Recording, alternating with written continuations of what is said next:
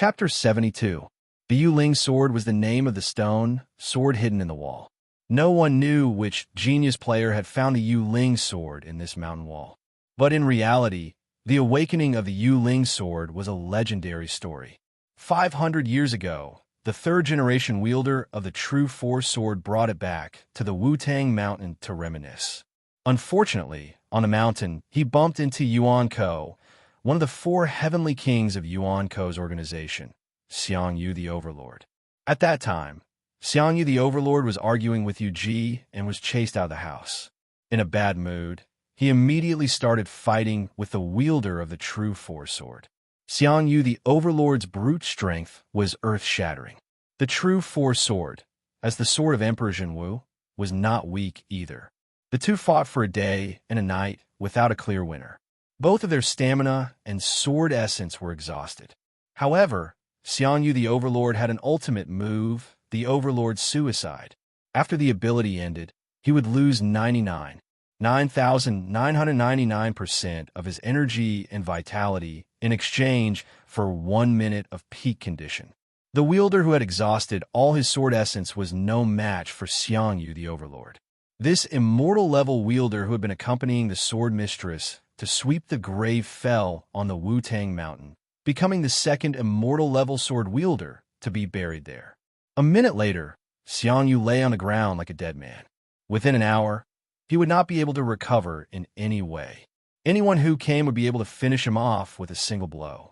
The area around the Wutang Mountain was usually deserted, and very few sword wielder would appear here.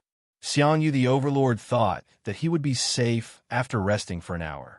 However, something like fate happened. A young man who looked like a savage came out with an ancient sword mistress. As a result, the universe-level Yuan Ko, the Overlord Xiang Yu, was killed by a mere ancient sword mistress.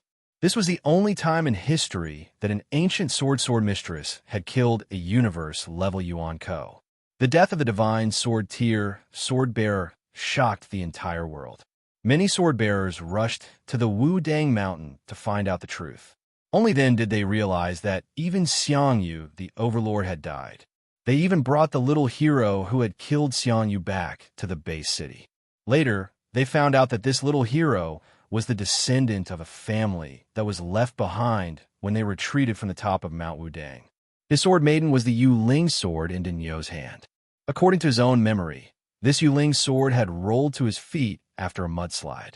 The players of the future combined the plot of the Wudong Peak dungeon and came to the conclusion after scientific analysis that this little hero was most likely the descendant of Dinyo. Dinyo did not have a high IQ, so it was not impossible for him to have stayed behind during the retreat. Sword Maiden Yuling's appearance was very similar to Song Hama's Cloud cast iron sword. They were both strong and frighteningly masculine women who were more than 2 meters tall. When she stood next to Dinyo, who was also very strong, they looked like a perfect match. Yuling's personality was a little dull. After she had awakened, she did not say a word. She only stood beside her quietly. When Yuan Kong and Guhan congratulated Dinyo and Yuling, she did not say anything. Seeing that his good friend had also become a sword bearer, Yuan Kong was even more excited and curious. Who would be the third person to become a sword bearer? Military governor. Let's quickly find a third sword bearer. Tell me where it is, and Yuan Kong will lead the way for you, Yuan Kong suggested. There's no need to go through so much trouble.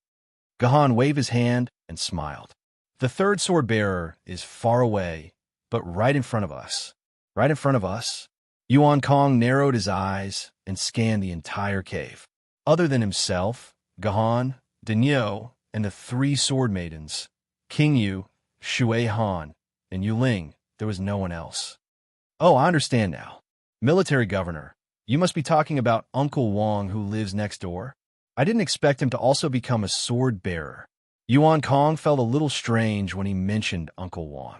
This kind of person could actually become a sword bearer. This old pervert and bachelor was said to have harmed many widows and wives. He was a pest at the peak of Wudong Mountain. No, I'm not talking about the neighbor next door. Gahan waved his hand. That person is in this cave. Don't rush me, don't rush me.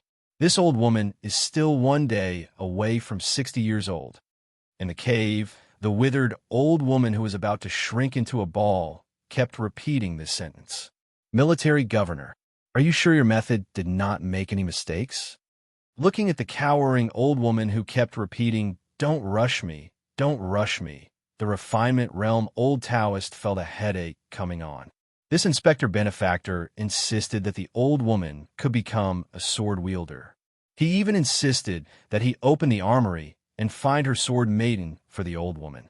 If it weren't for Yuan Kong and Dinyo's example, he wouldn't have even bothered to find an excuse to dodge the question.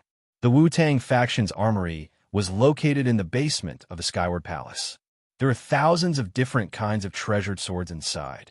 These were all famous swords collected by the ancestors of the Wu-Tang faction over the past 800 years.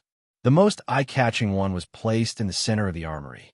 It was the True Four Sword, which was held by the only brand new piece of red silk on the Wu-Tang Mountain. It was hard to imagine that this True Four Sword, which looked no different from the sword sold at street stalls and used for square dancing, was the sword of the True Force Demon Emperor, a righteous god of the Heavenly Palace, and one of the four saints of the North Pole. It was an immortal sword with the power to destroy heaven and earth.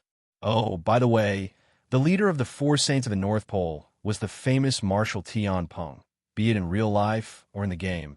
This was the first time Gahan saw an immortal sword maiden. He took a good look at the True Four Sword and turned his neck away.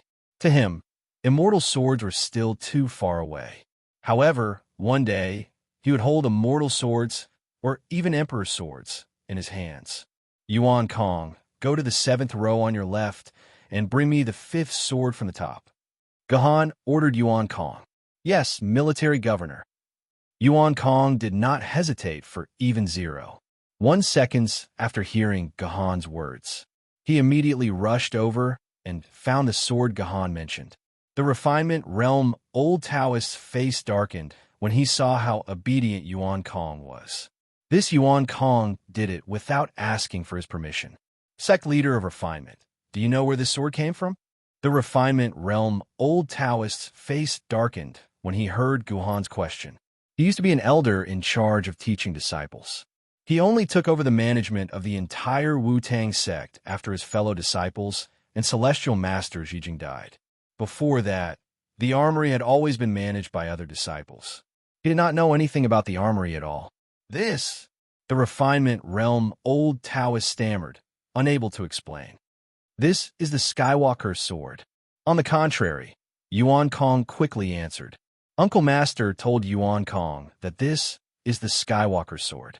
Uncle Master also told Yuan Kong that there used to be a hero named Yi Tianxing who used this Skywalker sword. Yi Tianxing and the Patriarch, perfected Lord Qingshu Yuan Miao, were good friends. After hero Yi Tianxing died, he gave this sword to the Patriarch, and it has been kept here ever since. So that's how it is.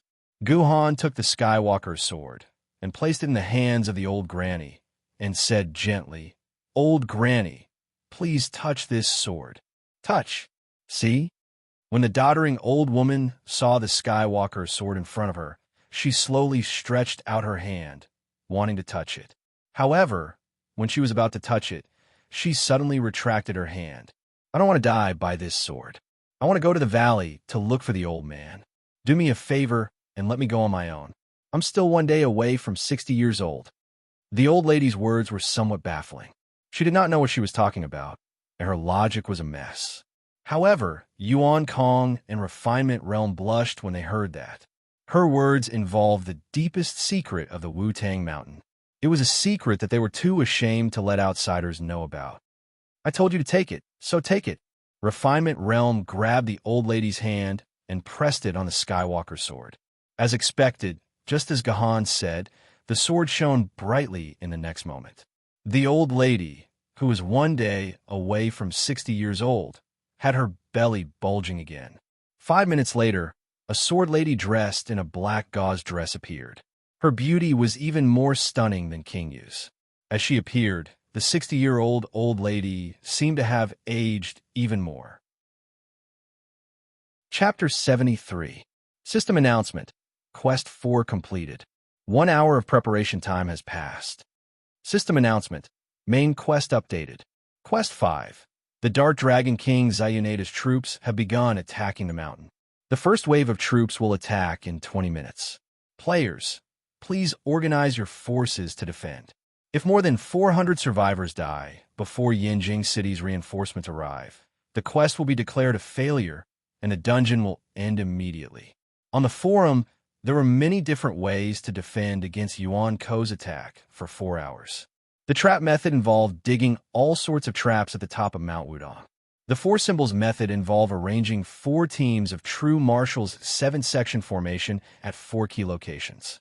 The door blocking method involved the sword bearers not even staying at the top of the mountain and directly running to the place where Yuan Ko was spawning at the foot of the mountain to block the door. The snake luring method involved using survivors as bait to lure a portion of Yuan Ko to the other side, and then going all out to eliminate the remaining Yuan Ko. In short, there were all sorts of strange methods, and their effects varied. If one was lucky and strong enough, they could get an SSS rating. If one was unlucky and weak enough, it would be difficult to even get AB rating. However, Gahan, who had gathered 3 ancient sword tier NPC sword bearers, did not have to spend so much effort. He gathered all the villagers into the Palace of Heaven and closed the gate. Then he had the 3 ancient sword tier sword bearers guard the large open space in front of the gate. Everything would be fine. Gahan only needed to deal with the more difficult Yuan Ko boss during the last 2 waves of attacks. It would be enough for him to break through the defense circle and rush into the Palace of Heaven to kill. What Gahan had asked the old Taoist priest to do was to persuade all the survivors to hide in the Palace of Heaven and wait for Yinjing City's reinforcements. The refinement realm old Taoist had completed his mission very well. When the hour was up, almost all the survivors had appeared in Chaotian Palace. The reason why the word almost was used was because there were still 3 survivors who hadn't appeared in Chaotian Palace. No one knew where they were hiding. If Gahan did not find them and bring them to Skyward Palace, according to the previous player's experience, these 3 people would definitely die. For the players who didn't expect to get an SS rating or above, the 3 of them didn't matter. 3 people didn't matter much to a total of 400 players. It wasn't a big deal. If they died, they died. However, for someone like Gahan who was determined to obtain an SSS rank evaluation, this was probably the most troublesome aspect of the entire instance dungeon. The lowest death count for an SSS rating was 3 people, so he had to find these 3 people. There was no other way. At the start of the game, the 5 missing people would randomly appear in 25 locations. Players only needed to search one by one, and sooner or later, they would find the 3 missing survivors. Later on, perhaps because it didn't feel that it was difficult, the shameful system directly expanded the 25 locations to 750 locations. Among them, there were places that sounded very difficult, such as under the cliff, the top of the Golden Peak, and in the bushes. If they were to search one by one, even 10 hours wouldn't be enough. By then, it would be too late. However, the system didn't completely block the player's way. The system would use the NPC's mouse to provide Gahan with 3 random clues. By analyzing these clues, Gahan could find the location of the 3 missing NPCs and bring them to Skyward Palace. Logically speaking, analyzing the location of the 3 missing survivors was something that was recognized by the players on the forum as having a difficulty of 200 out of 100. In the instance dungeon, it was impossible for players to connect to the forum and search for information about the 750 locations. Players had to be completely familiar with the terrain of Mount Wudong and memorize all the 750 locations in their heads before entering the instance dungeon. Only then would they be able to analyze the answer. It was like having your teacher draw 750 key points in your textbook before an exam and then have you memorize them all. In any case, most players had given up on searching for the 3 people. At the very most, they would just have to spend more effort on other areas. There was still a chance of getting an SS rating. Even for a genius like Gahan, memorizing 750 locations consumed a lot of brain cells. It took him about 4 hours to memorize all 750 locations. System prompt. Side quest has been triggered. Search for the 3 missing survivors. There is no penalty for failing the quest.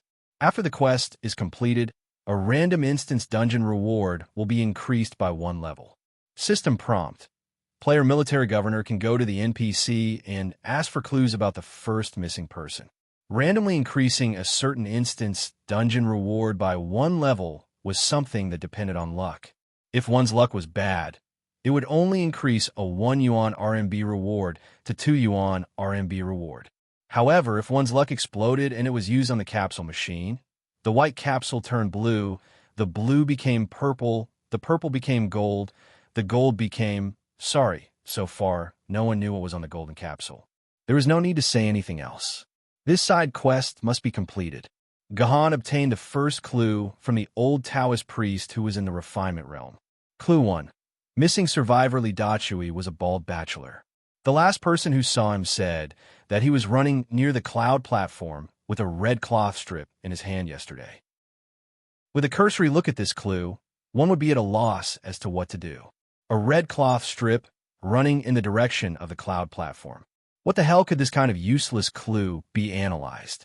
However, in less than 10 seconds, Gohan said to King Yu, "Stay here and protect Skyward Palace with Yuan Kong and the others. If there's any news, contact me through the sword mark. I'll be back soon." After saying that, Gohan ran out.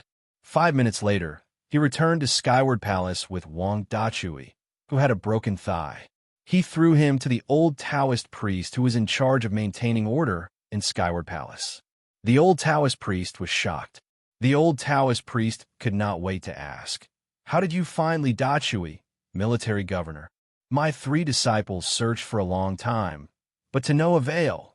There's a lack of dye on the top of Mount Wudong, so the cloth is usually gray, white, and black. Red cloth is very rare.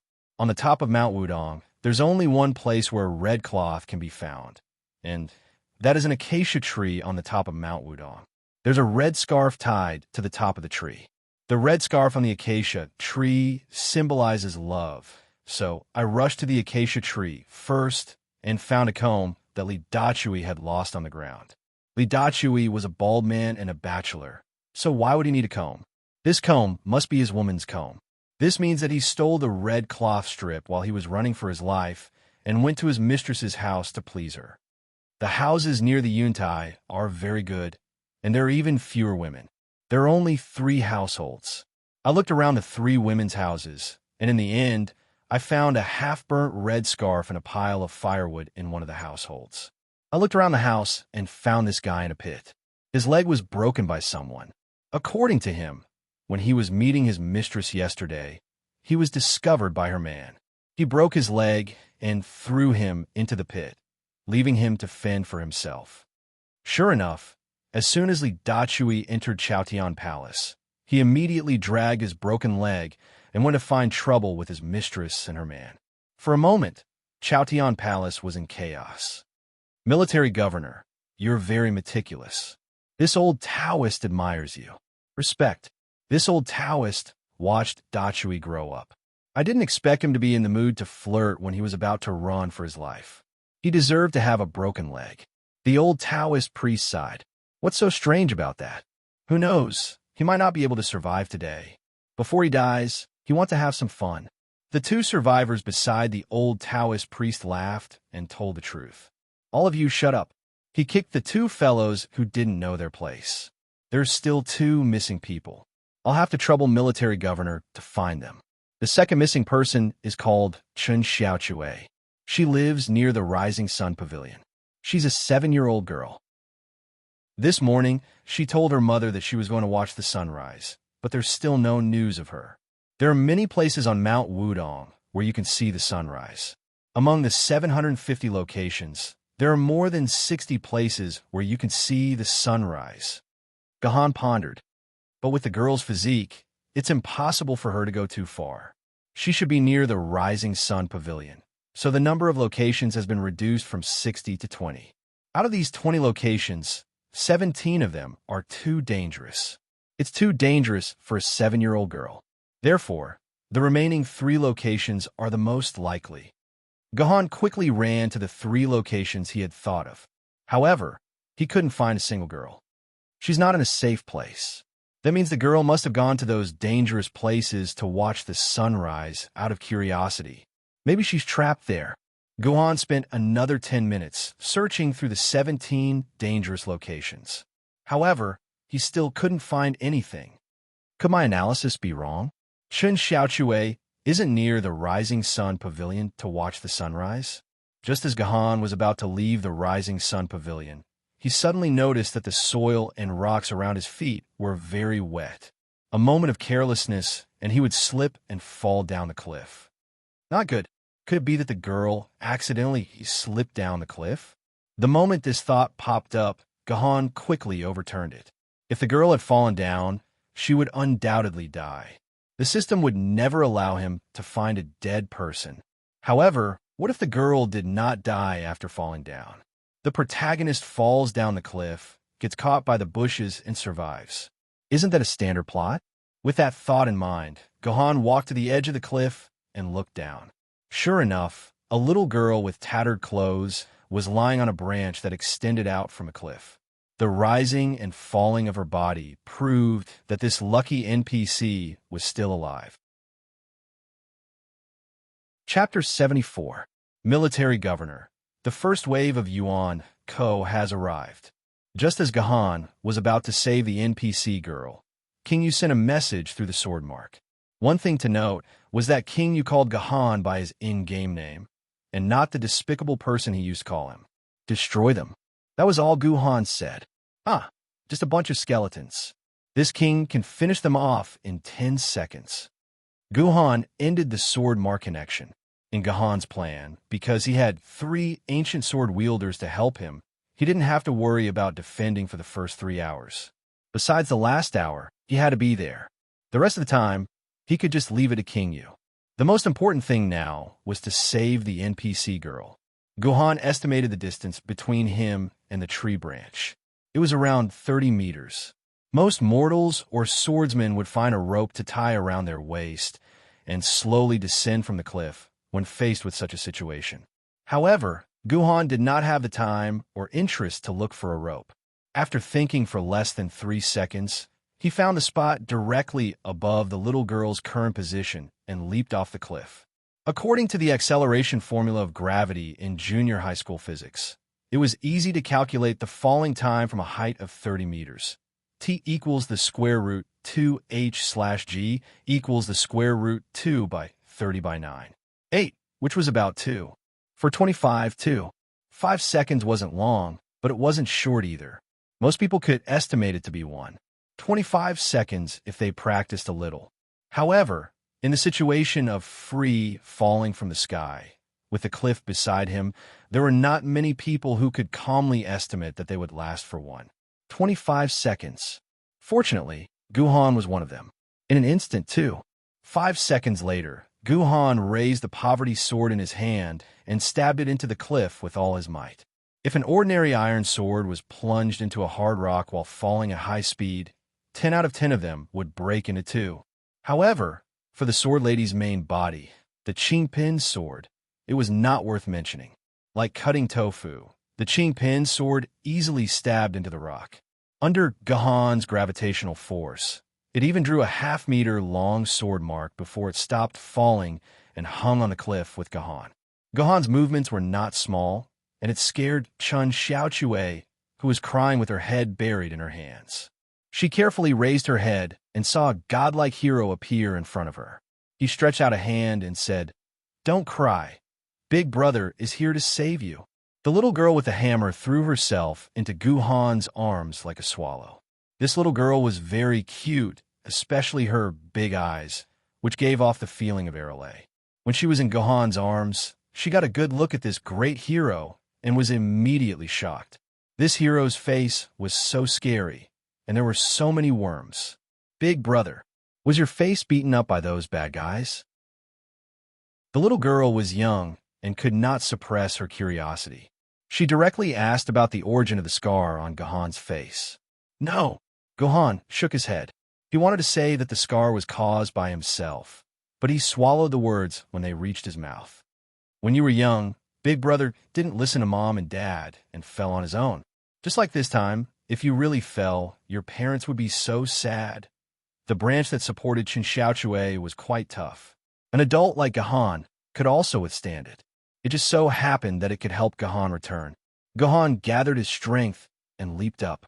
He actually jumped more than 20 meters high, but this was not enough to return to the cliff.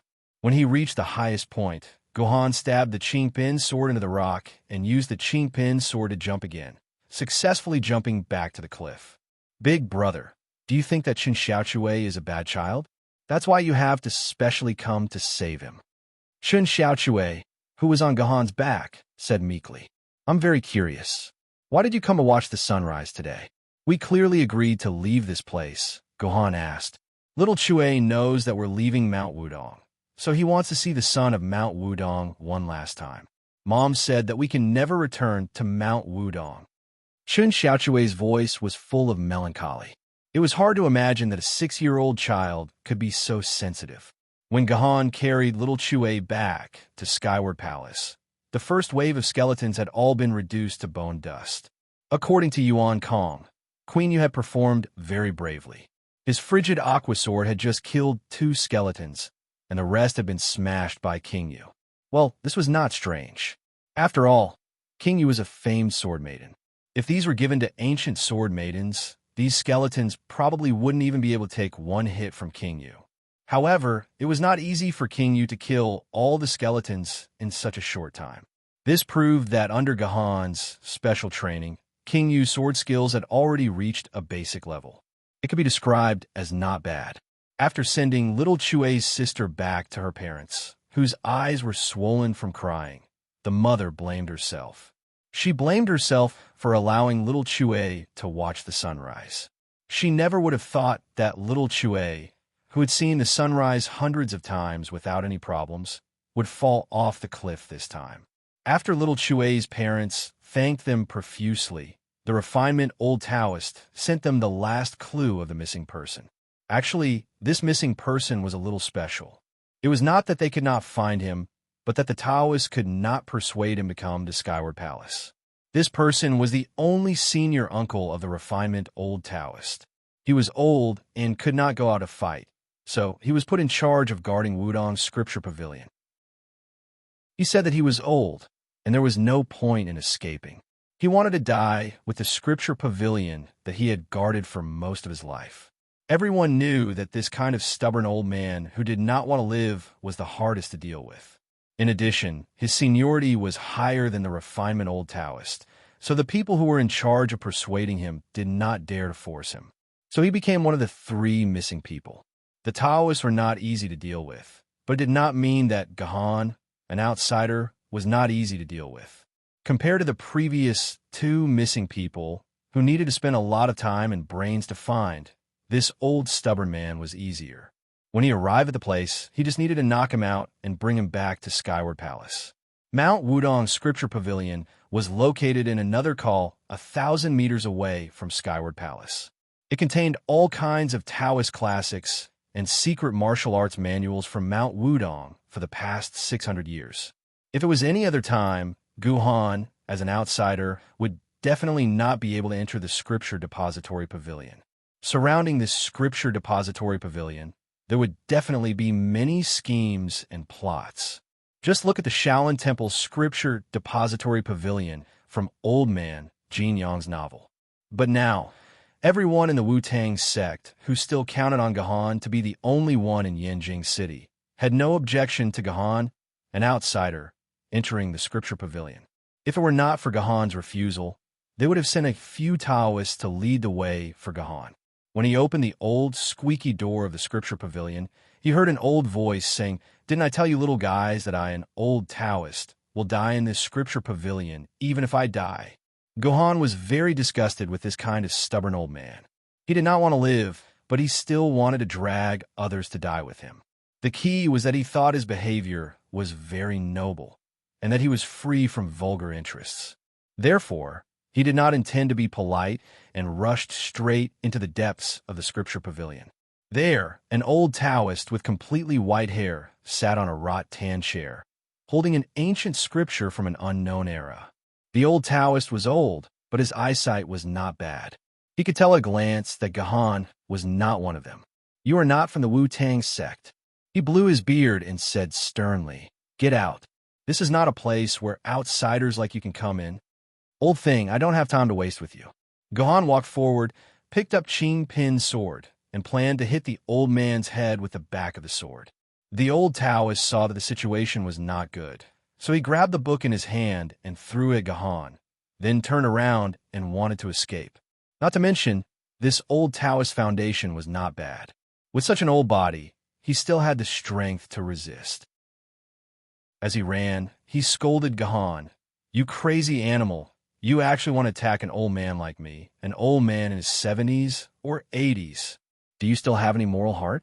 Get out of here quickly, and this old man will forgive you, young man.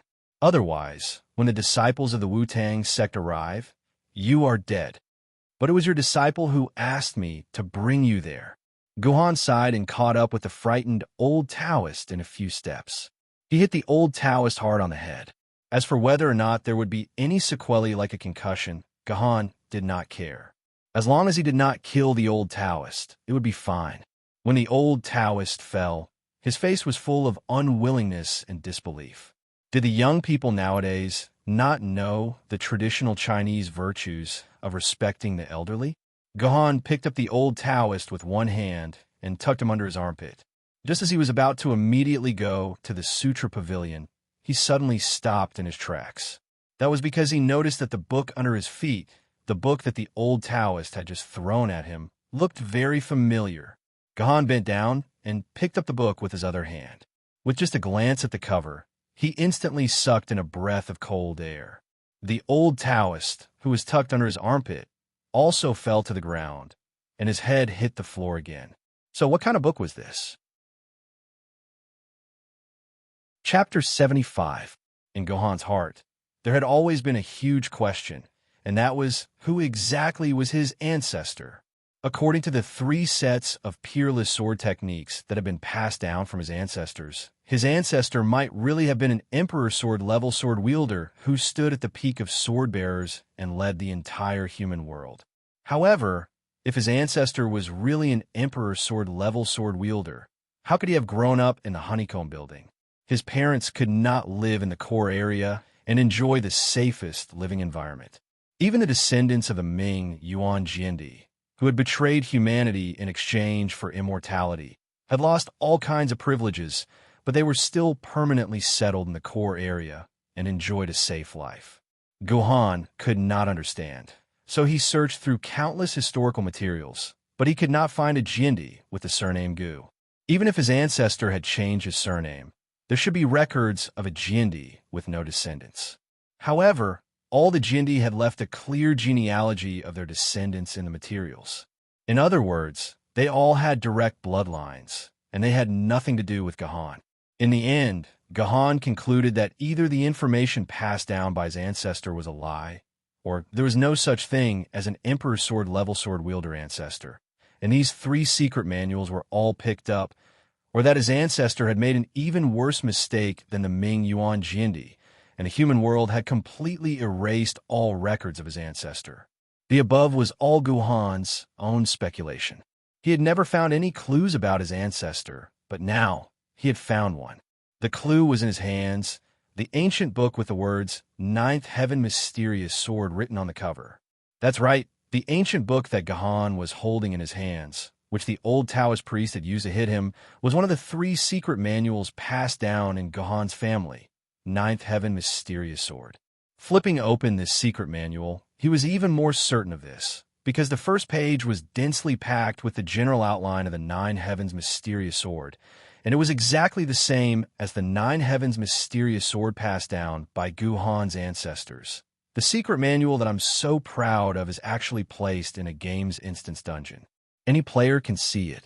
Doesn't this mean that the 9 Heavens Mysterious Sword is not my ancestor's unique secret manual? It's a piece of trash that can be found on the streets. Thinking of this, Gohan suddenly had a bad feeling. Anyone who found out that something they treasured was casually placed in a dungeon, like Jean Ping Mei, would feel like their whole life was about to collapse. They would be like an idiot. No, something's wrong. Gohan immediately realized that something was wrong. If this ninth heaven mysterious sword is really so common that players can read it at will, why can't I find any information about it on the forum? This is impossible. Thinking of this, Gahan's trembling hand flipped to the second page, and then he was stunned. The second page was actually empty. Gahan immediately flipped through the pages at the back of the book until he finished flipping through the entire secret manual. Finally, he was sure that other than the general outline of the Nine Heavens mysterious sword written on the first page, there were only a few blank pages left in the book. The 9 most important sword techniques of the Nine Heavens mysterious sword, as well as the method to circulate chi, were not recorded at all. If it was just a general outline on a piece of paper, then it would be inexplicable to the players and even the sword owner. It was a worthless thing, no different from garbled code. No wonder this instance dungeon had been open for more than 200 years, but no players had ever mentioned the Nine Heavens mysterious sword in the forum. Even if they saw it, they would probably think that it was a useless piece of paper made up by the system to tease the players. They would have no idea that this was actually the general outline of a peerless sword technique. Then a new question arose. Why would his family's ancestral sword technique appear on a page of the general outline in this Wudong's finest instance dungeon?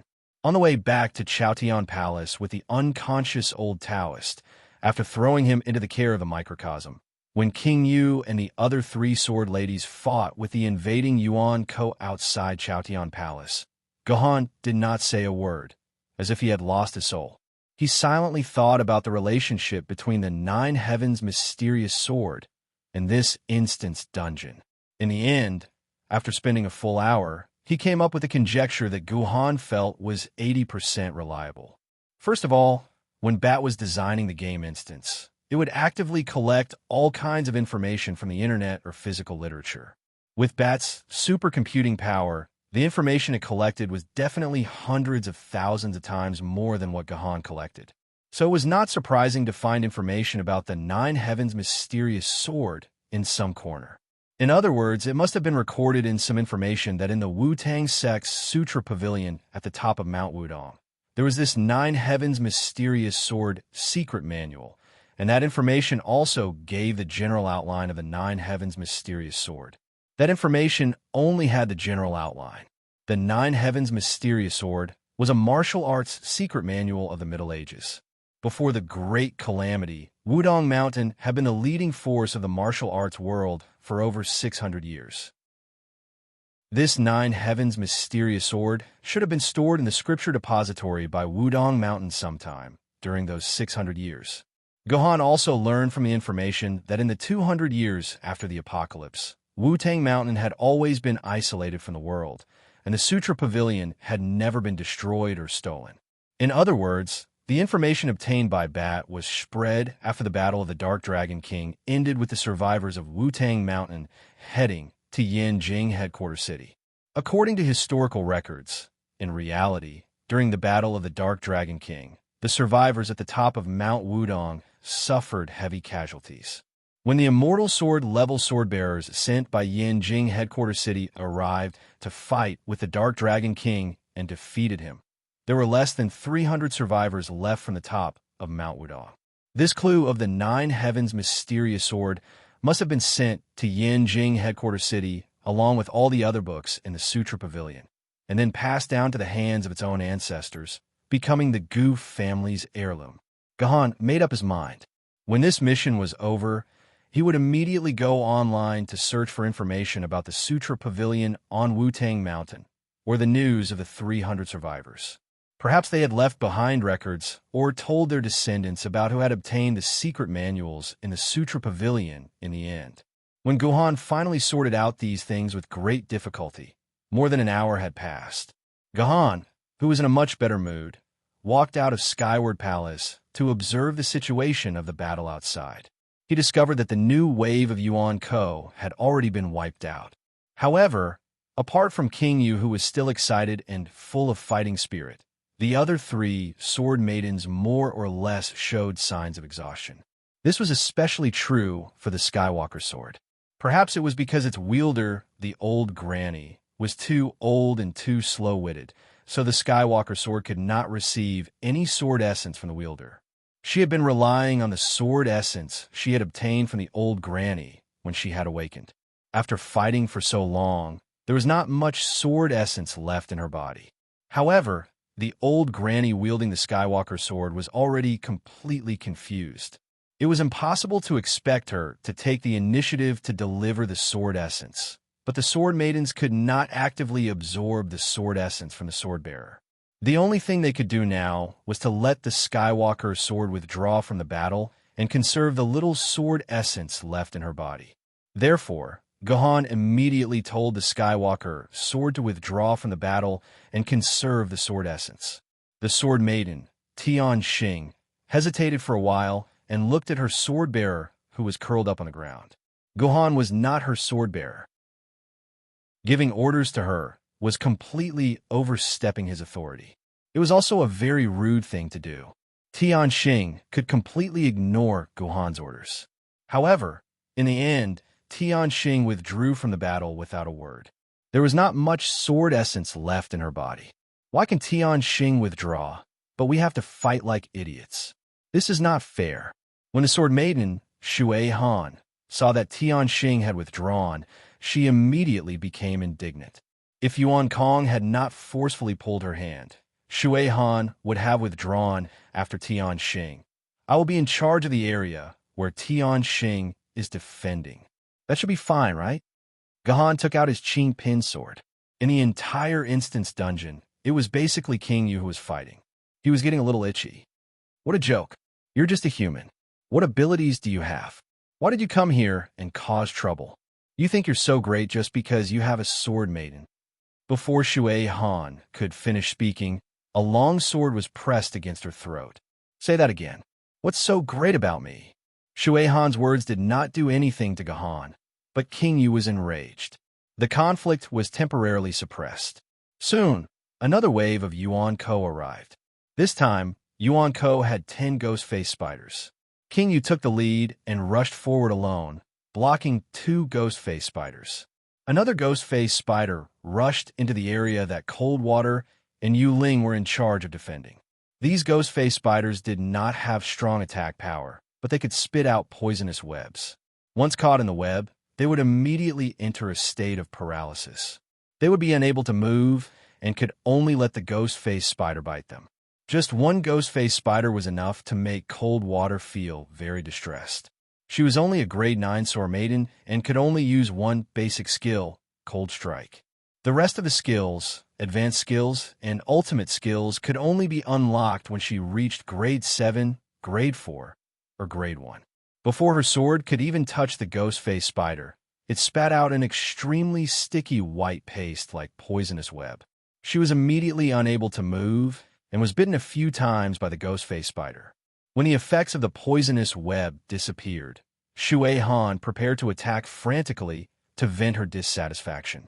However, another poisonous web was spat out and she was paralyzed for another 5 seconds. When Shui Han exhausted all her strength and consumed more than half of the shield's energy, she finally killed this ghost-faced spider. She fiercely breathed a sigh of relief and remembered that there were 6 ghost-faced spiders besieging that pretentious human. With a powerful sword-level personal shield, the human would not die for a while. However, he would definitely be tied up like a mummy and would be ruthlessly trampled and humiliated by the 6 ghost-faced spiders. He would take this opportunity to make fun of this arrogant sword-bearer. He would tell him to hide in Skyward Palace and not cause trouble for himself. Where are the spiders? Cold Water looked over and saw that the human was leisurely standing in the same place, watching the gradually setting sun. The 6 ghost-faced spiders that had besieged him before had completely disappeared. It must be that famous sword who saved her master. Useless human, always causing trouble for his sword maiden. Cold Water thought with certainty. Chapter 76.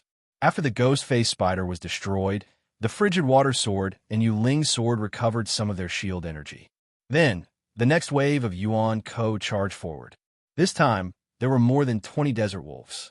They were different from the wolves in the King of Yu Gojian Sword Instance dungeon. These 20 desert wolves were stronger and could spit out fireballs. They could already be classified as demonic beasts. Moreover, there was a powerful wolf king among the pack of desert wolves that had come to attack. A wolf pack with a wolf king and a wolf pack without a wolf king were two completely different concepts. Without the alpha wolf, the pack of wolves would have already rushed up together and attacked randomly without any order to it. However, a wolf pack with a wolf king would attack and defend in an orderly manner. They could even set up formations such as now. Under the wolf king's command, the 20 desert wolves did not charge forward recklessly. Instead, they lined up in a few formations and faced off against King Yu and the other two sword ladies. This wolf king seemed to be judging the abilities of King Yu and the other two sword ladies and what tactics to use. Shui Han tightened her grip on the frigid water sword. The wolf king's crimson eyes were filled with killing intent and threat, causing Shui Han's pores to open up. This is a vicious enemy. This is going to be a cruel battle. Shui Han silently thought as she mobilized all the power in her body. She knew that this battle would not be as simple as the previous ones. Oh, the wolf king suddenly howled. Shui Han's heart skipped a beat. It seemed that the wolf pack was about to attack. As expected, the moment the wolf king howled, 8 of the desert wolves under his command split into 2 groups and charged toward Shui Han, Gahan, King Yu, and Yu Ling. The 2 desert wolves quickly tangled with Shui Han. These wolves were incredibly fast, and their attacks were also quite good. Their teamwork was very exquisite. Although they couldn't break Shui Han's shield for a while, they were still able to restrict Shui Han to a very small area. Shui Han couldn't move to help the others. Why didn't this wolf king send out all his forces? Shui Han was puzzled. 2 desert wolves were already very strenuous for him. If he were to send all his wild wolves, he would really be done for. Soon, Shui Han's confusion was answered. It wasn't that the remaining wolves didn't participate in the attack. It was just that they didn't need to fight close to Shui Han. The dozen wolves opened their mouths at the same time. Within their mouths, a scarlet fireball was gathering energy. Not good. They're relying on fireballs to attack us. Shui Han immediately understood the wolf pack's plan. He first sent a portion of the wolf pack to separate and entangle each sword maiden, restricting their movements. Then, he ordered the rest of the wolves to use fireballs and focus fire on one of them. This was similar to when players fought a boss. The main tank would tank the boss and pull its aggro. Mages, hunters, and other classes would deal damage from a distance and focus fire on the boss. However, the situation was now reversed. The players had become the boss, and the monsters were killing the boss. By the time Shui Han understood this, the desert wolves had finished preparing their fireballs. They could shoot them at any time. What terrified Shui Han even more was that the mouths of the dozen or so desert wolves were all aimed at his current position. This is bad. Shui Han sucked in a breath of cold air. If a dozen fireballs hit him, even if he didn't die, he would at least lose a layer of skin. He might even use up half of his shield's remaining energy. It's too late. Shui Han despaired as he swept away the 2 desert wolves around him. Then, he threw himself to the ground and buried his face in the ground, trying to avoid the damage from the fireballs as much as possible. 1 second, 2 seconds, 3 seconds. Huh, why haven't the fireballs hit me yet? Puzzled, Shui Han risked raising his head. Then, he was so shocked that he couldn't lower his head anymore. Gahan, who he viewed as a burden, had charged into the pack of wild wolves that were preparing to shoot their mouths off. Guhan slashed at the wild wolves' vitals, one after another. Every slash was a perfect explosion of damage. Occasionally, there would be 1 or 2 sure kill damage. In Shui Han's eyes, Guhan was like a surfer swimming on the sea. He swam freely among the wolves without any hindrance. Every time he swam, a wild wolf would die.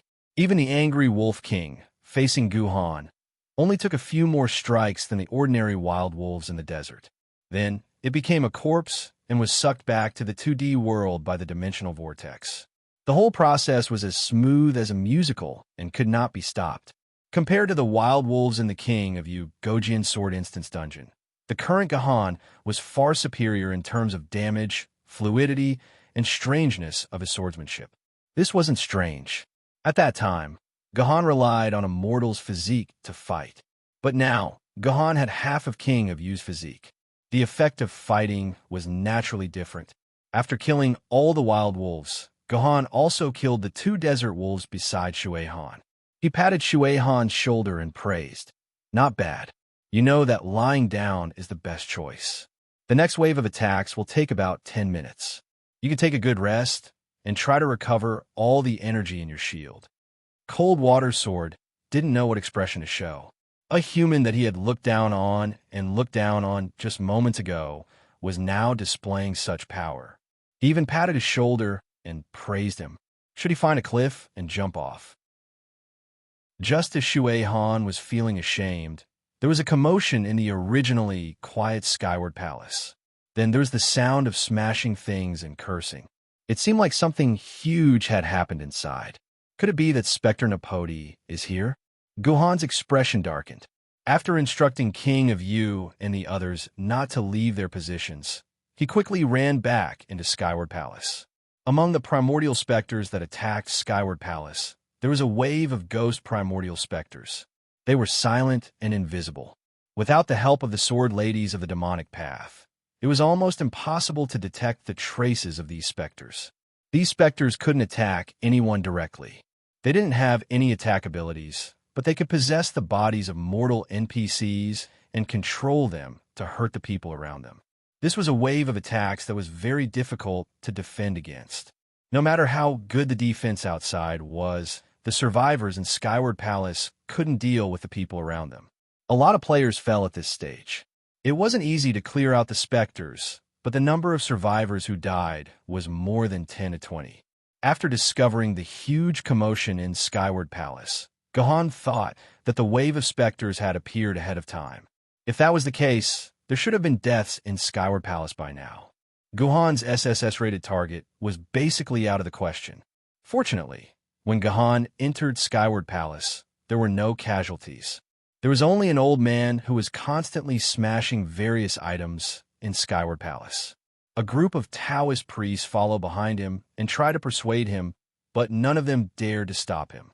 The person who could make the Taoist priests hesitate was none other than the old Taoist priest who was a generation higher than the refinement realm, who had been knocked out by Gahan with the back of his sword. The other Taoist priests were his disciples and grand disciples. None of them dared to stop him. They could only let him vent his anger in Skyward Palace. "You bunch of trash. I raised you up for nothing.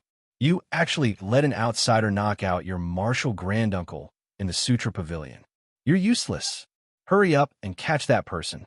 I'm going to teach him a lesson." People nowadays don't even remember the basic respect for the old and love the young. The old man was throwing a tantrum in Skyward Palace.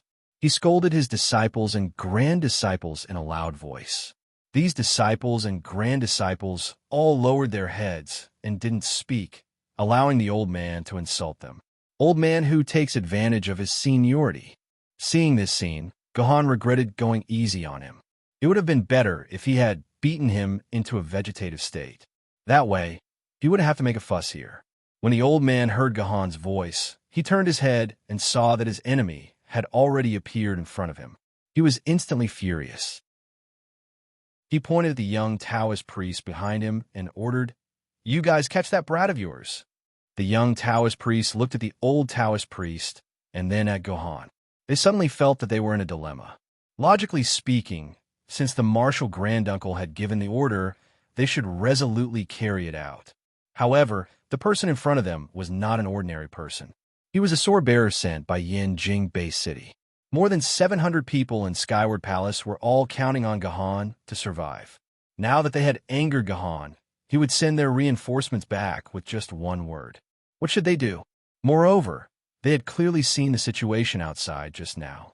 If it wasn't for Gahan's Lord Yu in front of them, the 3 sword ladies on their side would definitely not be able to hold on for long and would definitely be defeated. By then, it would be difficult for them to escape death. Therefore, this Gahan must not be angered. Therefore, this group of young Taoist priests very wisely chose to be cowards. Refinement was the only person qualified to comfort the old Taoist priest. He patted the old Taoist priest back and kept saying something.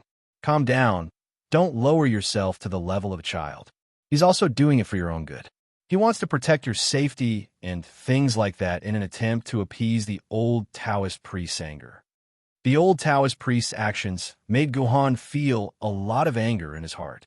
He was just a lousy NPC. What was he trying to do to him? However, at this time, the situation seemed to have calmed down. Guhan decided to let it go. He walked in front of Refinement and said, "Look after everyone here. If there's a fight, we'll all die together." After saying this, Guhan turned around and left. He did not want to stay in this crowded skyward palace anymore. However, unexpectedly, the old Taoist priest was still upset. Seeing that Guhan had no intention of apologizing to him, he casually scolded, "Little bastard who was born and raised by a mother." Well, he instantly exploded. Chapter 77.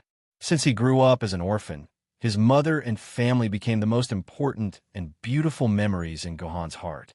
When this memory was mercilessly insulted, then Guhan would retaliate without hesitation. If this was in real life, the person Guhan would beat up wouldn't dare say a bad word about his mother for the rest of his life. However, this was a game. Erasing a bunch of data wasn't a burden for Guhan at all. What are you trying to do? The old Taoist priest was probably frightened by Guhan's murderous aura. He couldn't help but take a few steps back. However, he still stubbornly said, "It's too late for you to apologize. I won't accept your apology. Hurry up and scram." Cough, cough. Guhan grabbed the old Taoist priest's throat and locked his windpipe tightly with one hand. The old Taoist priest's breathing was blocked.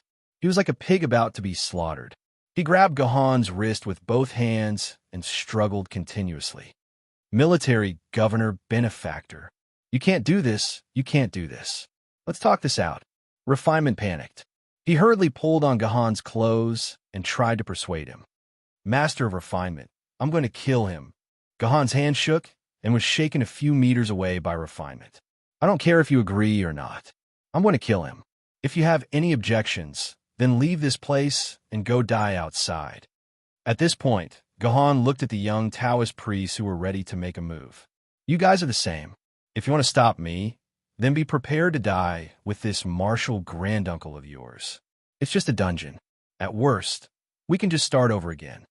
Although the Taoist priest didn't understand what a dungeon and starting over meant, it was obvious that he looked down on them and didn't care about their lives. Compared to their own lives, the life of an old man who was about to die was nothing. A few hot-blooded Taoist priests wanted to rush out to save him. However, they were held back by the people next to them. They secretly advised, "Don't go against that demon. When we get to Yinjing City, it's not too late to complain to the government."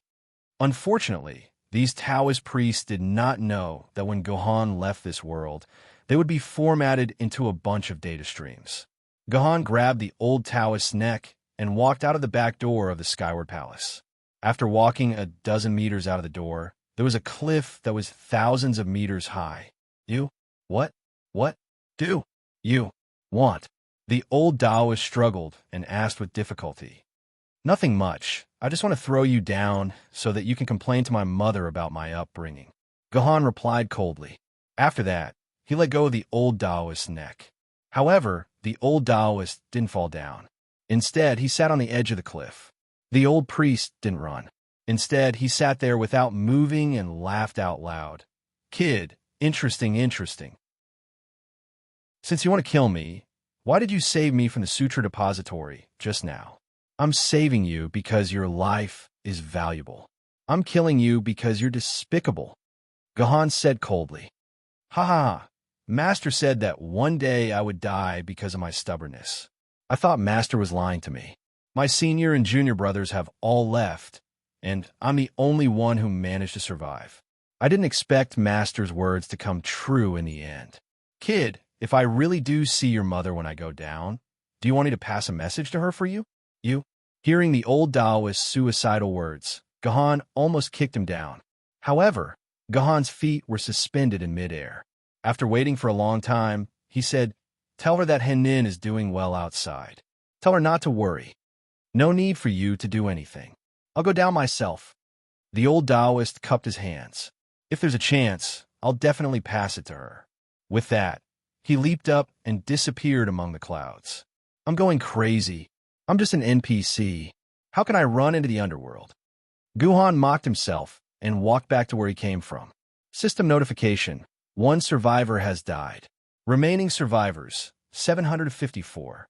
Total number of dead survivors: 1. When Gahan returned to the Palace of Heaven, the atmosphere in the Palace of Heaven was instantly different. The Palace of Heaven, which had always been very noisy, was now terrifyingly quiet. Almost all the survivors had witnessed the scene of Gahan capturing the old Taoist and killing him. Their fear of death made them not dare to say a word. They were afraid that this demon would kill them too. If they knew that Gahan could only kill 3 people at most, they wouldn't be as nervous as they were now. The way the remaining Taoists looked at Gahan was completely different from before. Before, their gazes were filled with gratitude and respect. Now, their gazes were filled with hatred and anger. "I killed one of you, but I saved 744 of you." Guhan glanced at the entire Palace of Heaven. "Do you all hate me so much? Do I take saving you as a matter of course?" Guhan's heart surged with sorrow. There was nothing more in the world than this. The hatred of taking away $1 from someone was far greater than the kindness of giving someone $100. "Brother military governor, little Chue supports you." At that moment, little Chue, whose life had been saved by Gahan, broke free from his parents' restraint and jumped into Gahan's arms. "That grandpa is so scary. Little Chue supports you, uncle." "Thank you." Guhan kissed little Chue's face and returned her to his anxious parents.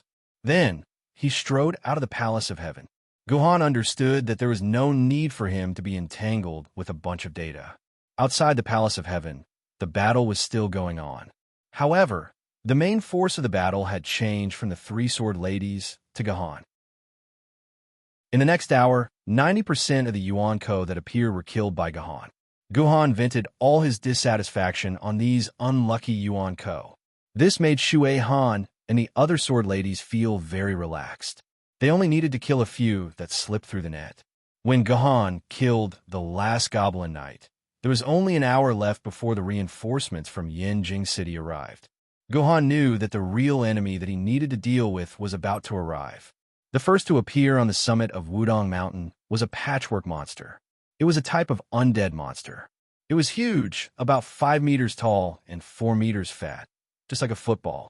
It was hard to imagine how it could climb up the majestic Wudong Mountain with its size. Yuan Koname, patchwork monster. Level, ghost level. Secondary world, Western magical beasts. Entry dungeon, all Western magical beasts faction dungeons. Health points, 2 stars. Attack, 1.5 star. Agility, ½ star. Demonic power, none. Abilities, the giant sickle and iron hook in its hands, as well as the plague that it releases all over its body, are its lethal weapons. Ultimate move, Minced Plague, self-destruct. Introduction, an important unit in the Western Magical Beast faction. It is made up of the broken corpses of various creatures stitched together by necromancers.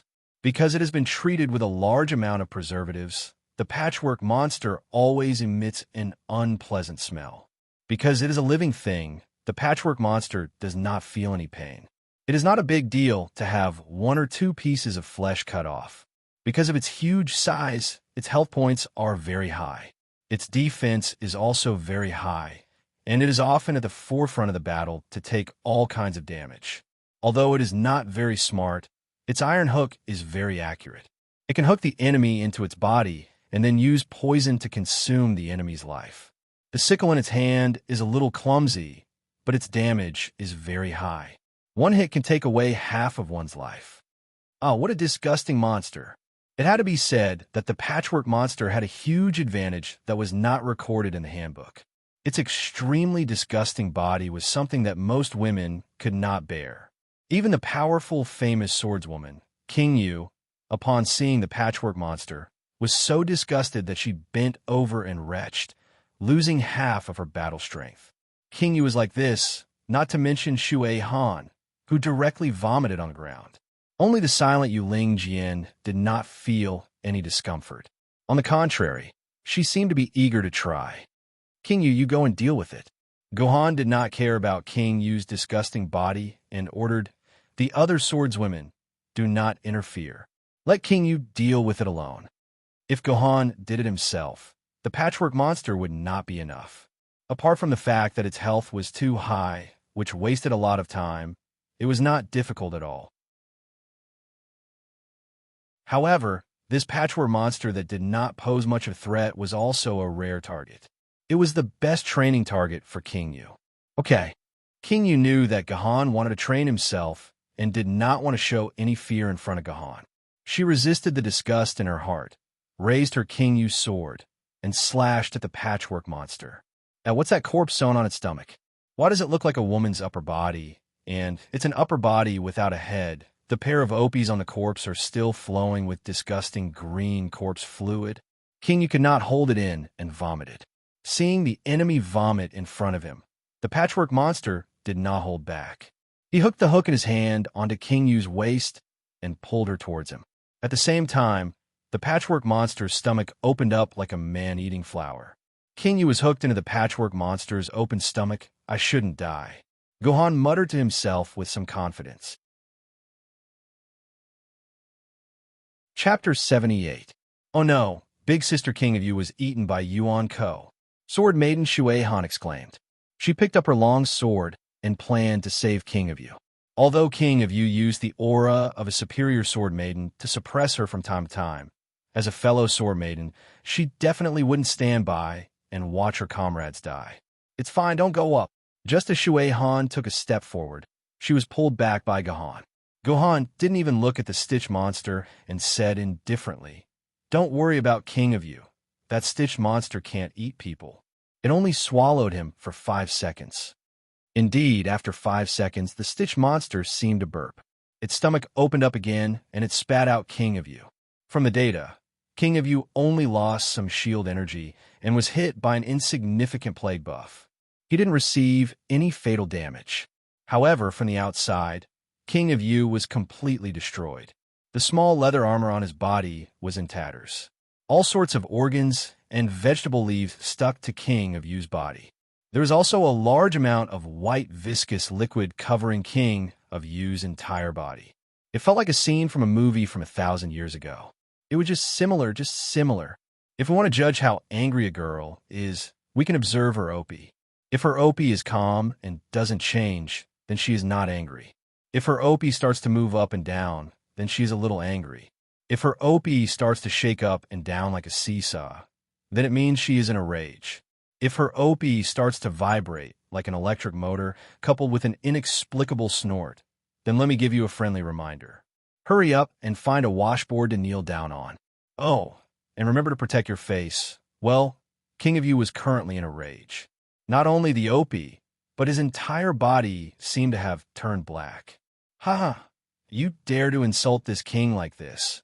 If this king doesn't kill you, how can I rule over this vast country of you? While speaking, King of Yu's Jian sword's tip emitted specks of starlight. It's over. King of Yu is going to use a skill. Gohan's heart skipped a beat. He had calculated everything and missed this. Although he had specifically warned King Yu not to use his skills, the humiliation he had suffered in the stitched monster's stomach had clearly caused King Yu's fury to erupt. Forget it. Let her be. Gohan thought about it and decided not to stop Yu Wang from using her skills. It wasn't good to hold back her anger and let her vent. As Gohan thought about this, he prepared King Yu's skill. He didn't shout out the name of King Yu's skill. He just stabbed the stitched monster with the tip of his sword. Yu Country Jian Yuan consumes 1% durability and 3,000 sword cheese to push a target 1 kilometer away from you. Cool down, 15 seconds. The moment the skill was released, the stitched monster was shot out like a cannonball. After moving a distance of 1 kilometer, it fell down the cliff.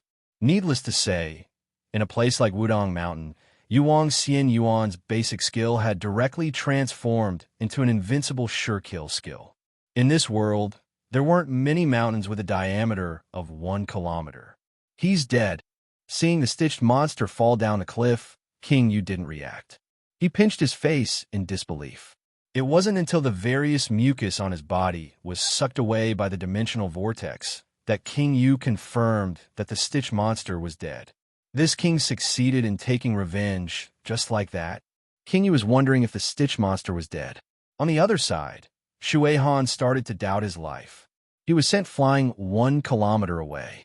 Such a terrifying fact almost made Shui Han's worldview explode. Even Yu Ling, who had been very calm and expressionless, was so shocked that she couldn't close her mouth. Imagine the expression of a 2-meter-tall, giant girl who couldn't close her mouth. You're not allowed to use skills later. Guhan walked to King Yu's side and smacked King Yu's head without hesitation. Despicable person. You actually dared to hit this king's head. King Yu turned his head angrily and wanted to take revenge on Guhan. However, he discovered that Guhan's face was terrifyingly pale. Hey, despicable person, what happened to you? King Yu felt that he might have done something bad. It's nothing much. I just used up too much sword essence. I feel like my body has been hollowed out. Guhan didn't know that he had said a famous advertisement line from 1,000 years ago. Guhan was speaking the truth. The sword essence in his body had indeed been hollowed out. King Yu's skills were very powerful.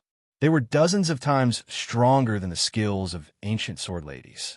With one move, he easily killed the ghost Yuan Ko Stitch monster. If Shui Han had to deal with it, he probably wouldn't be able to defeat this stitched monster even with half his life.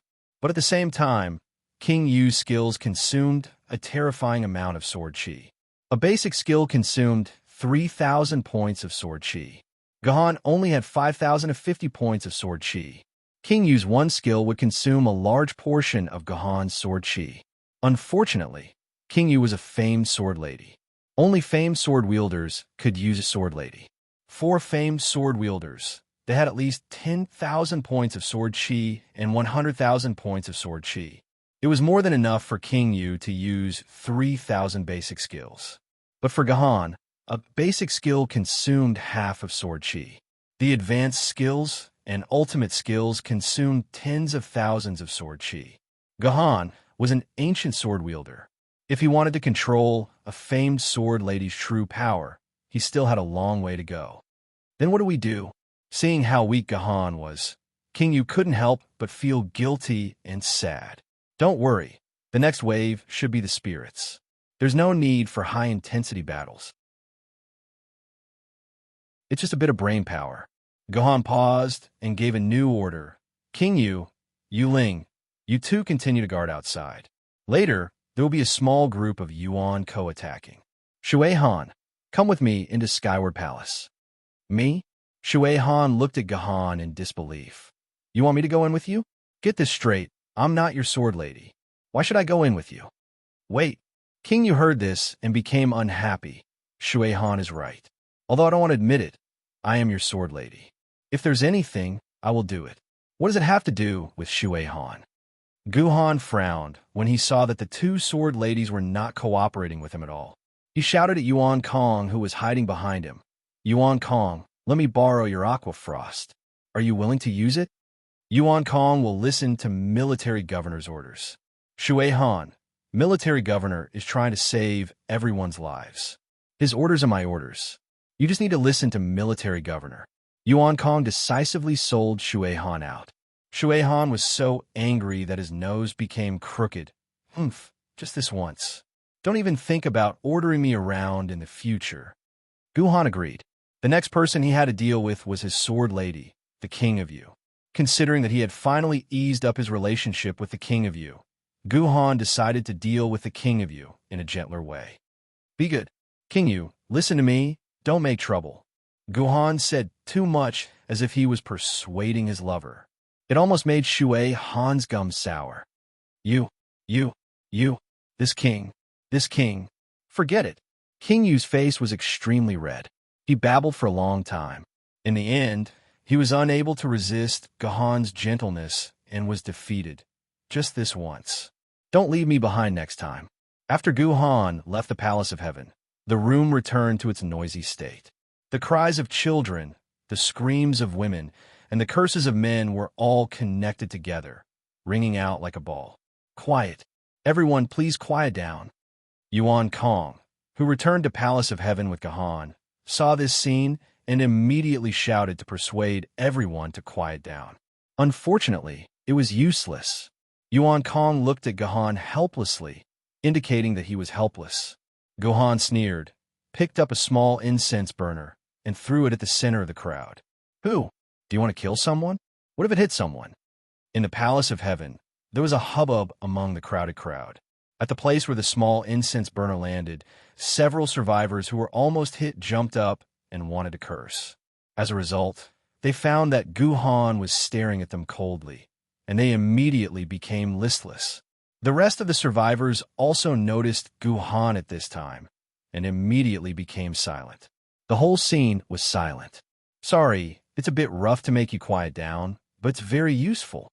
Guhan curled his lips and walked to the center of Palace of Heaven. I'm here to tell you something. There will be a group of Yuan co-attacking later. They are invisible and can't be detected, so I can't stop them from entering Palace of Heaven. What? Yuan Ko will come in? If he comes in, what do we do? Yeah, what do we do? Guhan's words caused another commotion among the survivors. These Yuan Ko have no other ability but one.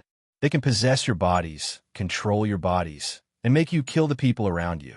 As soon as Guhan finished speaking, the originally densely packed Palace of Heaven miraculously loosened up, and more than half of the area was empty. These survivors had already formed a family unit, and were just leaning on each other, vigilantly looking at the others around them. Don't be afraid, everyone. I have a way to deal with these Yuan Ko, as long as you listen to my orders. Chapter 79. On the peak of Wudong Mountain, 5 invisible and soundless specters quietly appeared. After they floated to the top of the mountain, they stayed for a short while. After some detailed communication, they flew toward Chaotian Palace. Of course, specters couldn't speak. They communicated through a very mysterious wave. I'll translate the general meaning for you. Spectre, hey, sisters, I smell the scent of living people. Spectre B, but there are 2 annoying sword maidens guarding there. Spectre A, it's okay, they can't find us. We just need to rush in, control those fragile human bodies, and make them kill each other. It's not difficult at all. Spectre C, but we can't come out after entering the human bodies. In this case, we can kill at most a dozen people before we get killed by the rest of the humans. Isn't that certain death? Spectre, but we killed more than a dozen humans. Spectre C, but we'll die? Why are we willing to sacrifice our souls to kill more than a dozen humans? What good will it do us to kill more than a dozen humans? Spectre A, although what you said makes sense, I also don't understand why we have to kill more than a dozen humans. But my body can't help but want to rush over to kill people. Sisters, let's kill. Just like what Spectre A said, the 5 specters easily passed through the defense line formed by King Yu and Yu Ling outside. They didn't even have to walk through the gate of the Palace of Heaven and directly pass through the wall. Sure enough, in the Palace of Heaven, countless humans were sitting on the ground and chatting happily. They didn't even notice that the specters had broken in. Spectre, hey, sisters, everyone split up and find your own targets. After controlling their bodies, listen to my command and move together to kill the humans around you. The 5 specters quickly split up and began to find their own targets. It was very particular for specters to find targets to control. First of all, strong men couldn't be chosen. Their bodies were full of blood essence and yang energy. It was difficult for specters like specters to control these strong bodies in a short period of time. In this way, when the other party resisted, they would foam at the mouth, talk slanderously, jump around randomly, and so on. These symptoms were similar to epilepsy, and it was very easy to be discovered by the solid cold. Moreover, the yang energy of these strong men would also cause great harm to the specters, especially those 28 Taoist priests. They practiced martial arts every day, so their qi and blood were as strong as a bull. They cannot be touched at all. Secondly, the elderly and children could not be chosen because their bodies were too weak. Perhaps they could be of some use in the beginning of the ambush, but once the humans reacted, they would definitely be hung up and beaten. In that case, the best choice would be those young human women. Although their physical strength was much worse than that of strong men, it was enough. That's her. Ghost very quickly chose such a target. It was a beautiful girl around 17 or 18 years old. She was surrounded by 4 or 5 hooligans who were trying to please her. It was a tragicomedy of a goddess in a spare tire. A 17 or 18-year-old girl's mind was basically empty except for love and love.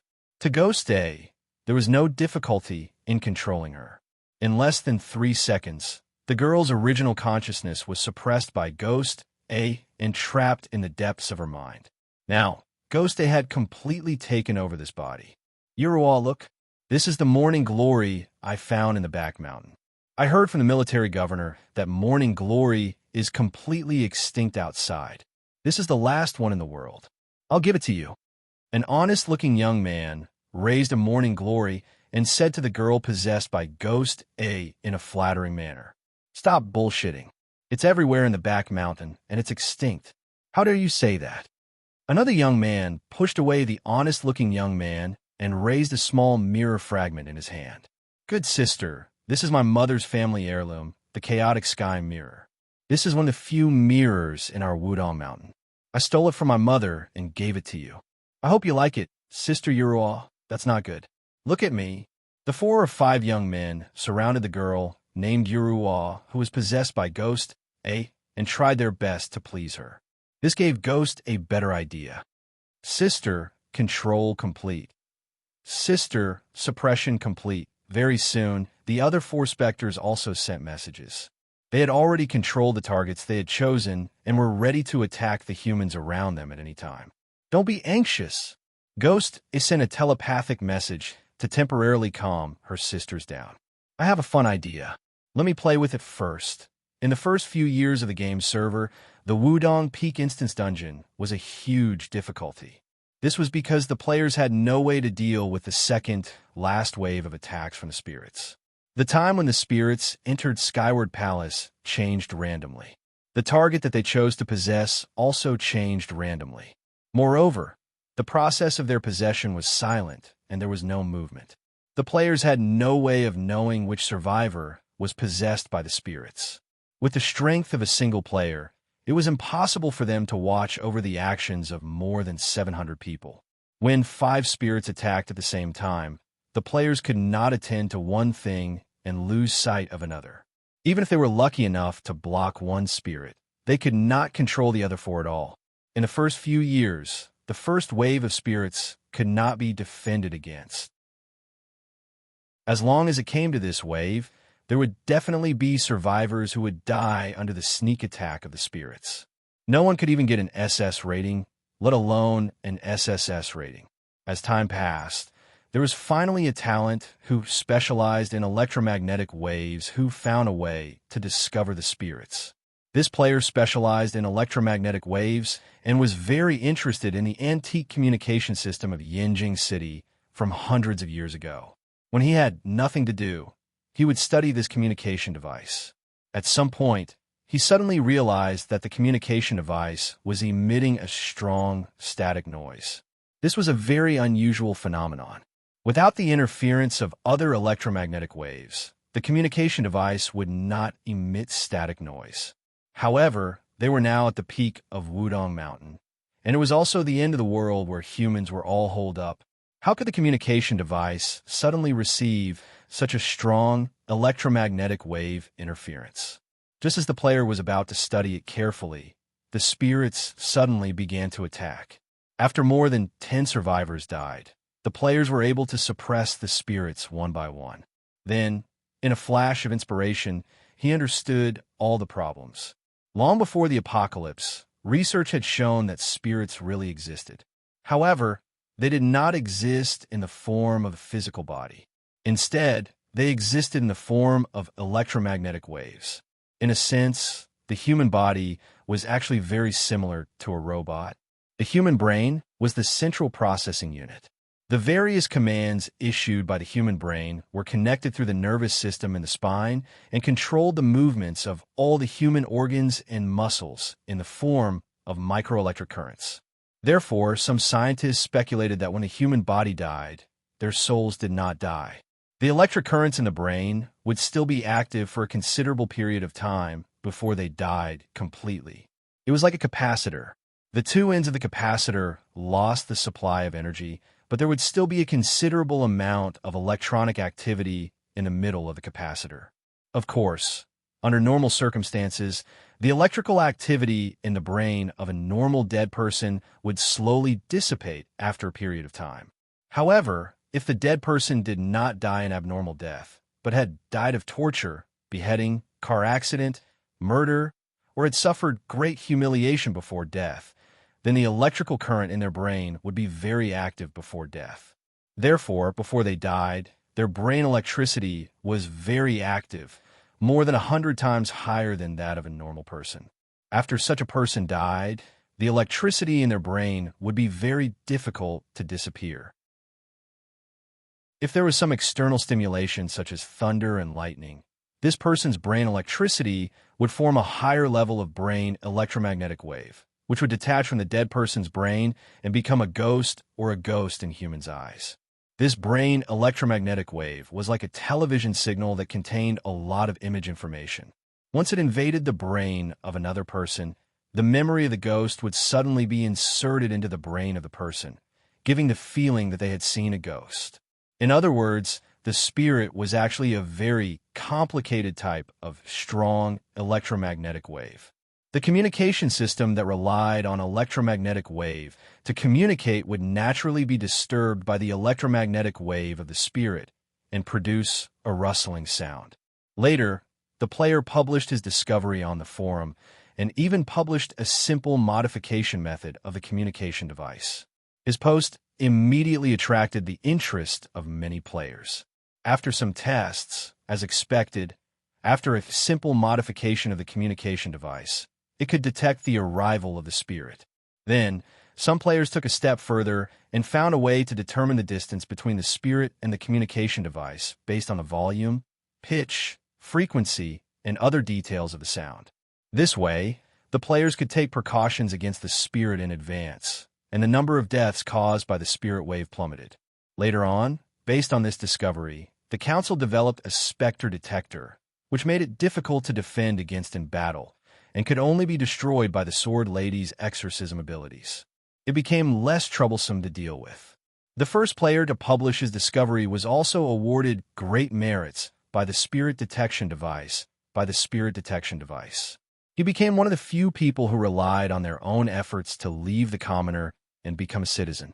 There was too much to talk about, so we continued to return to Gahan's side.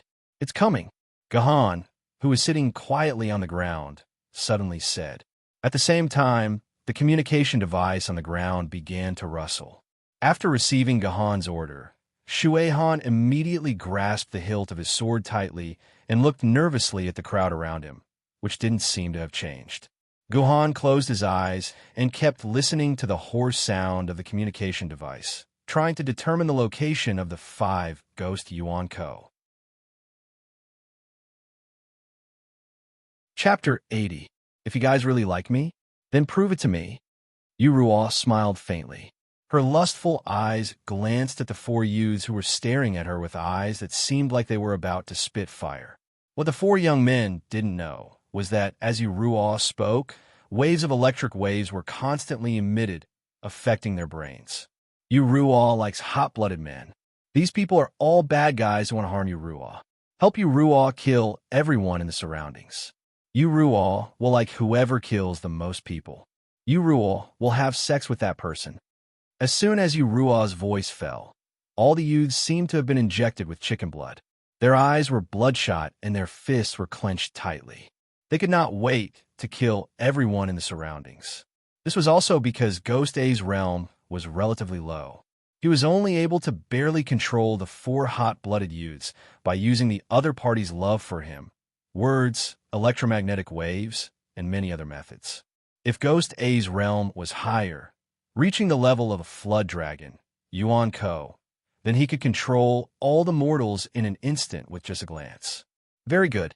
You are all hot-blooded men that Urual likes. Later, when Urual wails, you guys will immediately. Urual lowered her head and softly instructed the four foolish youths on the plan. What should we do immediately? A voice suddenly asked. Immediately pick up the swords in your hands and slit everyone's throats. Urual said gloomily. Wudong Mountain might lack many things, but it did not lack swords. Apart from the thousands of famed swords in the armory, every household had their own ordinary iron sword. This was a tradition that had been formed since the apocalypse 200 years ago. At the most crucial moment, only one could protect oneself. Wait, there's something wrong with this voice. Uruashin suddenly looked up and saw a fierce-looking young man with a face full of scars standing behind the four young men. Uruashin felt that something was wrong and immediately yelled out, "Hurry up and kill the people behind you." The four youths heard Urua's order and immediately turned around to catch Gohan. However, Gohan's movements were faster than the four of them. Four knife-hand strikes landed on the four young men's Feng Qi acupoints. In an instant, the four young men fainted and lost consciousness. 1,000 years ago, there were a lot of people who wanted to test it out. They wanted to test whether striking the temple with a knife could knock someone unconscious.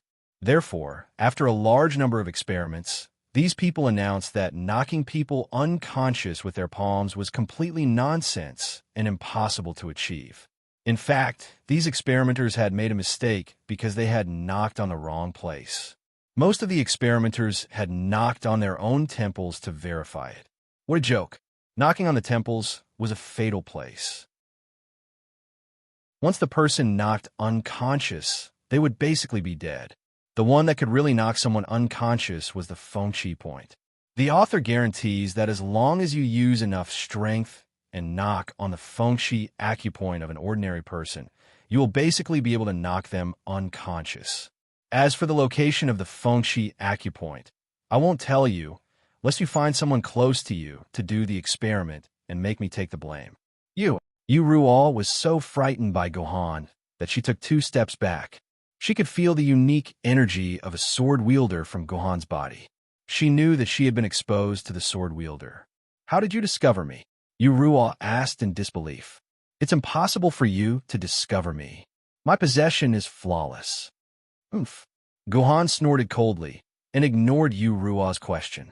He took out a rope that Yuan Kong and the rest had prepared from his pocket and tied Urual's limbs and body tightly.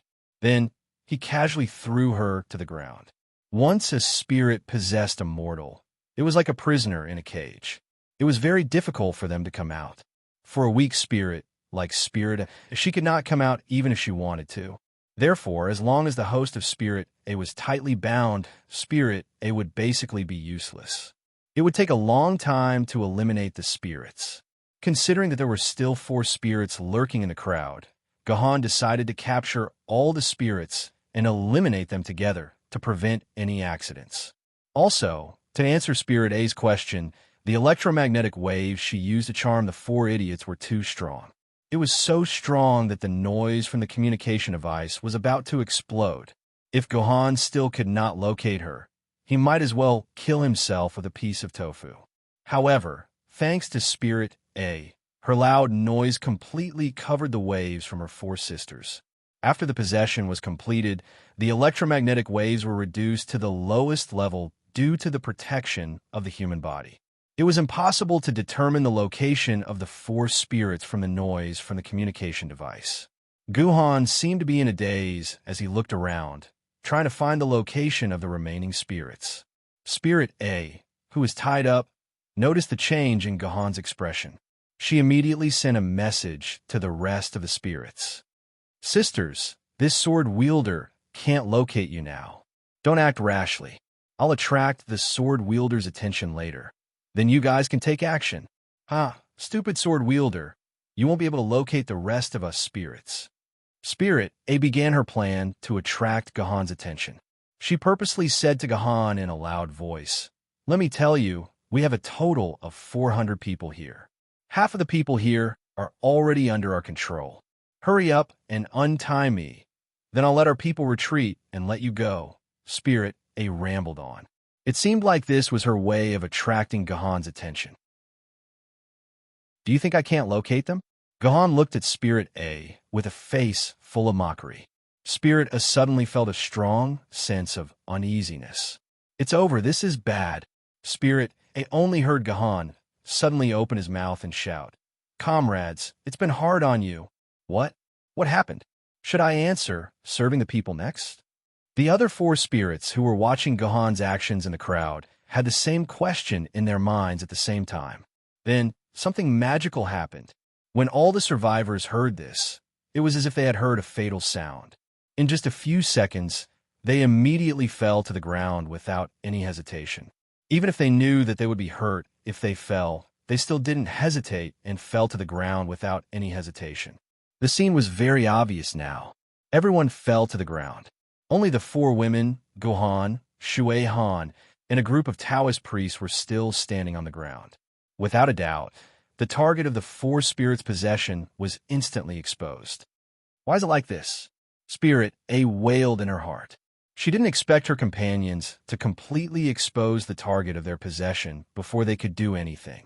She couldn't understand why everyone fell to the ground when Gahan said, Comrades, it's been hard on you.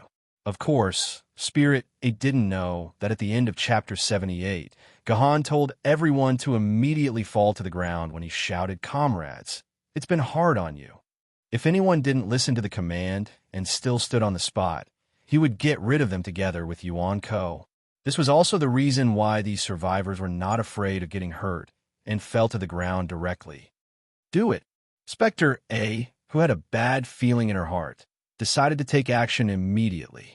While the group of Taoist priests were still a distance away from her sisters, she would immediately kill the humans around her. Killing one was one. Killing three of her would be considered revenge. Wait, why did she think that killing three was considered revenge? Okay, these spirits touched the scabbards on their waists at the same time, planning to draw their swords to kill. This was a very good idea, but here came the problem. Why was her scabbards empty? Idiot! Since this crazy military governor asked us to lie down in advance, why didn't he ask us to hand over our weapons in advance? The people lying on the ground muttered to themselves. If it wasn't for the fact that they had handed over their weapons, they wouldn't have lied down so obediently. It's too late. Don't care about anything else. Use the spirit blade directly. Ghost A was like a mad tiger. The ghost blade was the ultimate skill of the ghosts. It attached a strong electromagnetic wave to its hand and then hit the human's brain. It could instantly destroy the brain wave system and cause the human who was hit to die. However, the spirit blade would consume a lot of the electromagnetic waves of the spirit itself. A spirit could only attack twice. After 2 attacks, it would disappear and turn into ashes. At the same time, mortals who were possessed by the specter would also die together with the specter. This could be considered a complete human bomb skill. The 4 spirits listened to the order and raised their hands without hesitation. Electric sparks could be vaguely seen flickering between their palms. If they really hit the heads of the people around them, 4 survivors would die instantly. Gahan's SSS rank would be completely useless. However, Gahan didn't panic at all because everything was going according to plan. As soon as the 4 specters used their specter blades, they felt their legs go soft. Then, they discovered to their horror that they had lost control of their bodies. Their eyes closed, and they fell to the ground in an instant.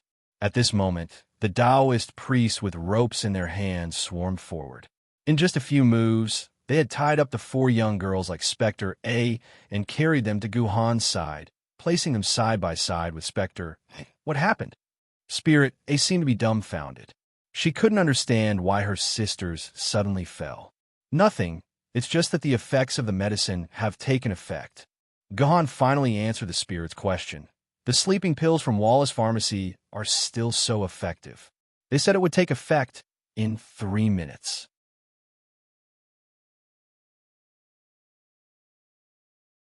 Chapter 81. It had been exactly 30 days since the Dark Dragon King, Zayunada, arrived in this world. As one of the 7 most powerful Dragon Kings of the Wind Continent, Zayunada had no interest in heading to other worlds. He was already a supreme existence in his own world, so why would he need to go and fight in another? However, whether he came to this world or not was not up to him. When he woke up from his slumber, he found himself in this world out of the blue, accompanied by a small group of his own men. Unfortunately, the subordinates that came with him were too weak. They were all minions. His own son, the Dragon Lich Mage, the Skeleton Demon King, the Vampire Prince, and other powerful subordinates did not come with him. Helpless, Zayunada could only reluctantly pack up his subordinates and recruit some wandering Yuan-ko. Then, he decided to once again raise the banner of the Zayunada family in this unfamiliar world. If he wanted to raise the banner of the Zayunada family and develop the great Zayunada family in another world, he had to first build a safe, luxurious, and aesthetically pleasing dark dragon lair. After more than 10 days of searching, Zayunada was pleasantly surprised to discover a precipitous mountain peak that was suitable for a dragon's residence appearing within its field of vision. Although this mountain seemed to have a master, it was just a bunch of lowly humans. Back on the Wind Continent, he had eaten a bunch of things like sword saints and archmages, but they were all trash. Hence, Zayunada very benevolently announced to these humans that they would all become the dinner of the great dark dragon king, Zayunada. Oh, that's right, except for the beautiful young ladies. They would become Zayunada's mating partners. On the Wind Continent, although the dragons were the most powerful race, they couldn't conceive between themselves. Only humans and dragons could give birth to offspring, and among these offspring, there was a 1 in 10 chance that they would give birth to a purebred dragon. This was how Zayunada's only son came to be.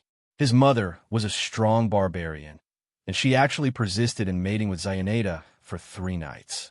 Generally speaking, the fragile human race was unable to withstand the mating of the dragon race. Once the dragon race forced themselves on them, 99% of the human race girls would die on the spot. Only some talented girls could survive. Therefore, even though the dragon race mated day and night for the sake of their offspring, it was still difficult for a child to be born even after hundreds of years. Zayunada was very sad at the thought. His scales were standing on end as he remembered the 700 years he had toiled day and night for his children. It was truly a tragic story. However, the battle to occupy their nest was not smooth. Among the group of small humans, there was an extremely powerful girl. The scales that he was so proud of, which could only be damaged by forbidden spells, were actually unable to defend against the sword in the girl's hand. The places that were injured by her sword were unable to heal, and they would continuously corrode and bleed. Moreover, the girl could cast forbidden lightning-type spells to trap him in a cage of lightning, rendering him unable to move and causing his beautiful black skin to become even darker. Zayunada was furious. He used all his strength that he had never used in his life to fight the girl. They fought from the summit to the Great Lake hundreds of kilometers away, and then from the Great Lake to the snowy mountains. Both sides fought at full strength for a day and a night, but in the end he was still 1 step ahead and tore the girl's body to pieces. Strangely, however, the sword in the girl's hand had flown off to some unknown place after her death. He wanted to intercept the sword and make it part of his collection, but the direct result of that action was a huge hole in his dragon claw. Zayunada was also heavily injured in the battle with the girl, especially the places that were injured by the sword. Those wounds seemed to be imbued with powerful corrosive magic, and even the powerful regenerative abilities of the dragon race couldn't heal them. Zayunada was a cautious person, and what if there were others as powerful as the girl in that human settlement? That was why Zayunada decided to heal his wounds first before dealing with those despicable humans. The place where Zayunada was recuperating was in a valley beneath Mount Wudong. There was a large field of pale blue flowers there, very similar to the pair of pale blue eyes that Zayunada remembered in his heart. That youth with no regrets. Zayunada indulged in his memories. Zayunada estimated that his body would recover by tonight, and just happened to receive a report from his subordinate, the goblin wizard Slime, that someone had broken through his blockade and entered the summit. Zayanada was very displeased, and so decided that once his wounds healed, he would go to the summit and settle the score with those humans. But before that, he decided to send his men to attack the human stronghold in order to find out if the humans still had any powerful forces. If those humans did not have any powerful forces, then he could rely on his subordinates to wipe them all out, saving him the trouble of doing it himself. Zayanada stuck out his tongue and continuously licked his wounds. He could feel that the strange magic that was restraining his wounds was about to completely disappear, and he would be fully recovered in 20 minutes. Your Majesty, Your Majesty, we found this human in the pond at the side. Suddenly, a group of goblin subordinates carried a human to Zayanada's side. The leader was none other than Yuan Ko. It was the goblin wizard slime. Human. Zayanada opened his eyes and discovered that the human that was carried by the goblins was an old man. His body was riddled with wounds, and he was dead. Zayanada did not like to eat skeletons of old humans, much less those that were about to die. It liked to eat humans that were alive and full of vitality. Zayanada raised its claws. You guys eat this human. If there's nothing else, don't disturb me. Thank you, Your Majesty. Your Majesty's grace makes me feel like flying. Slime flattered the dragon and said, But Your Majesty, did you notice that this old man is wearing the same clothes as those humans on the top of the mountain? This old man fell from the top of the mountain. So what? Zayanada continued to lick his wounds. Your Majesty, based on this person's age, he must know the situation on the summit like the back of his hand. If we could obtain information from this human, why would His Majesty wait here? The goblin wizard slime explained.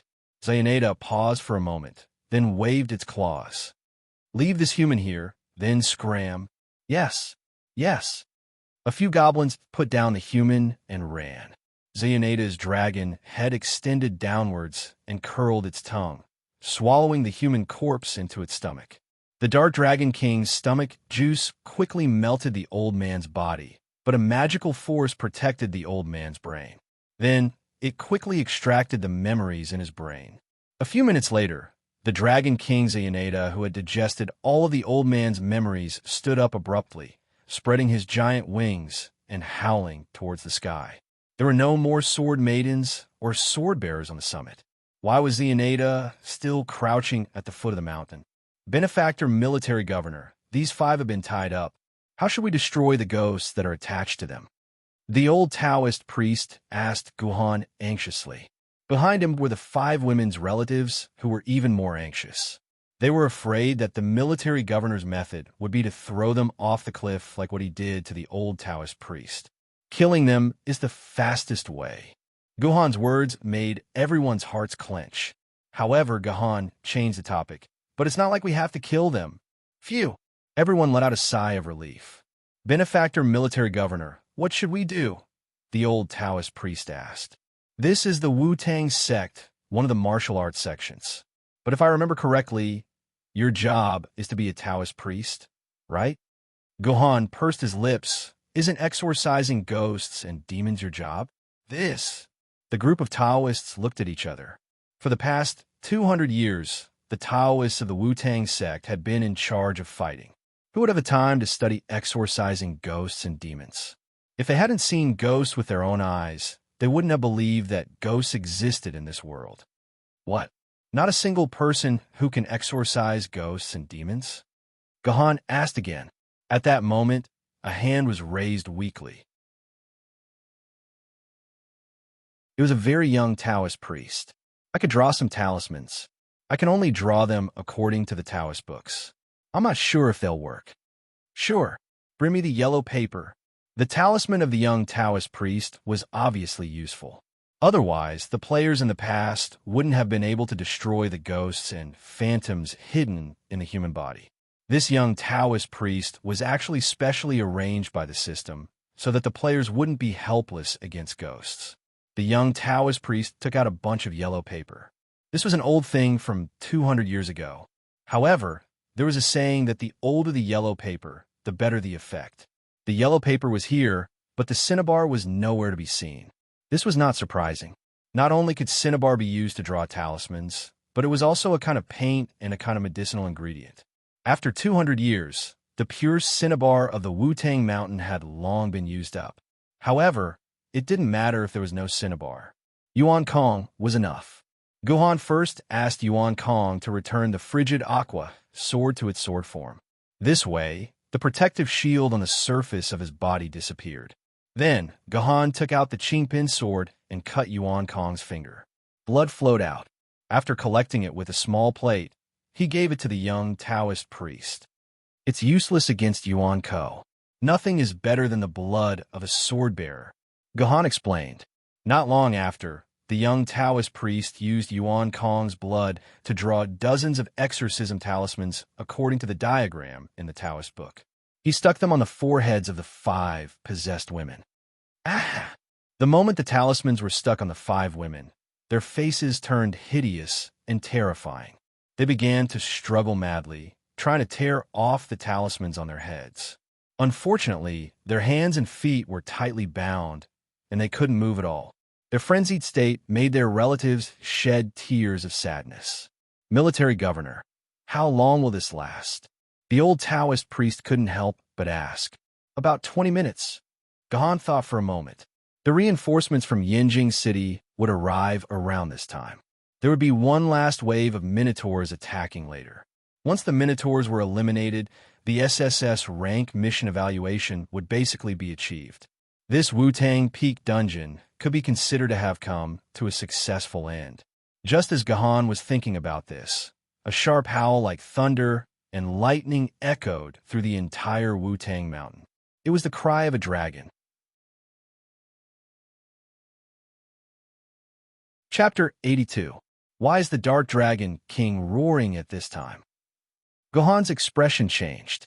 According to the forum's records, once the Dark Dragon King Zayoneda roared, it meant that he had recovered from his injuries and was about to attack the peak of Wudong Mountain.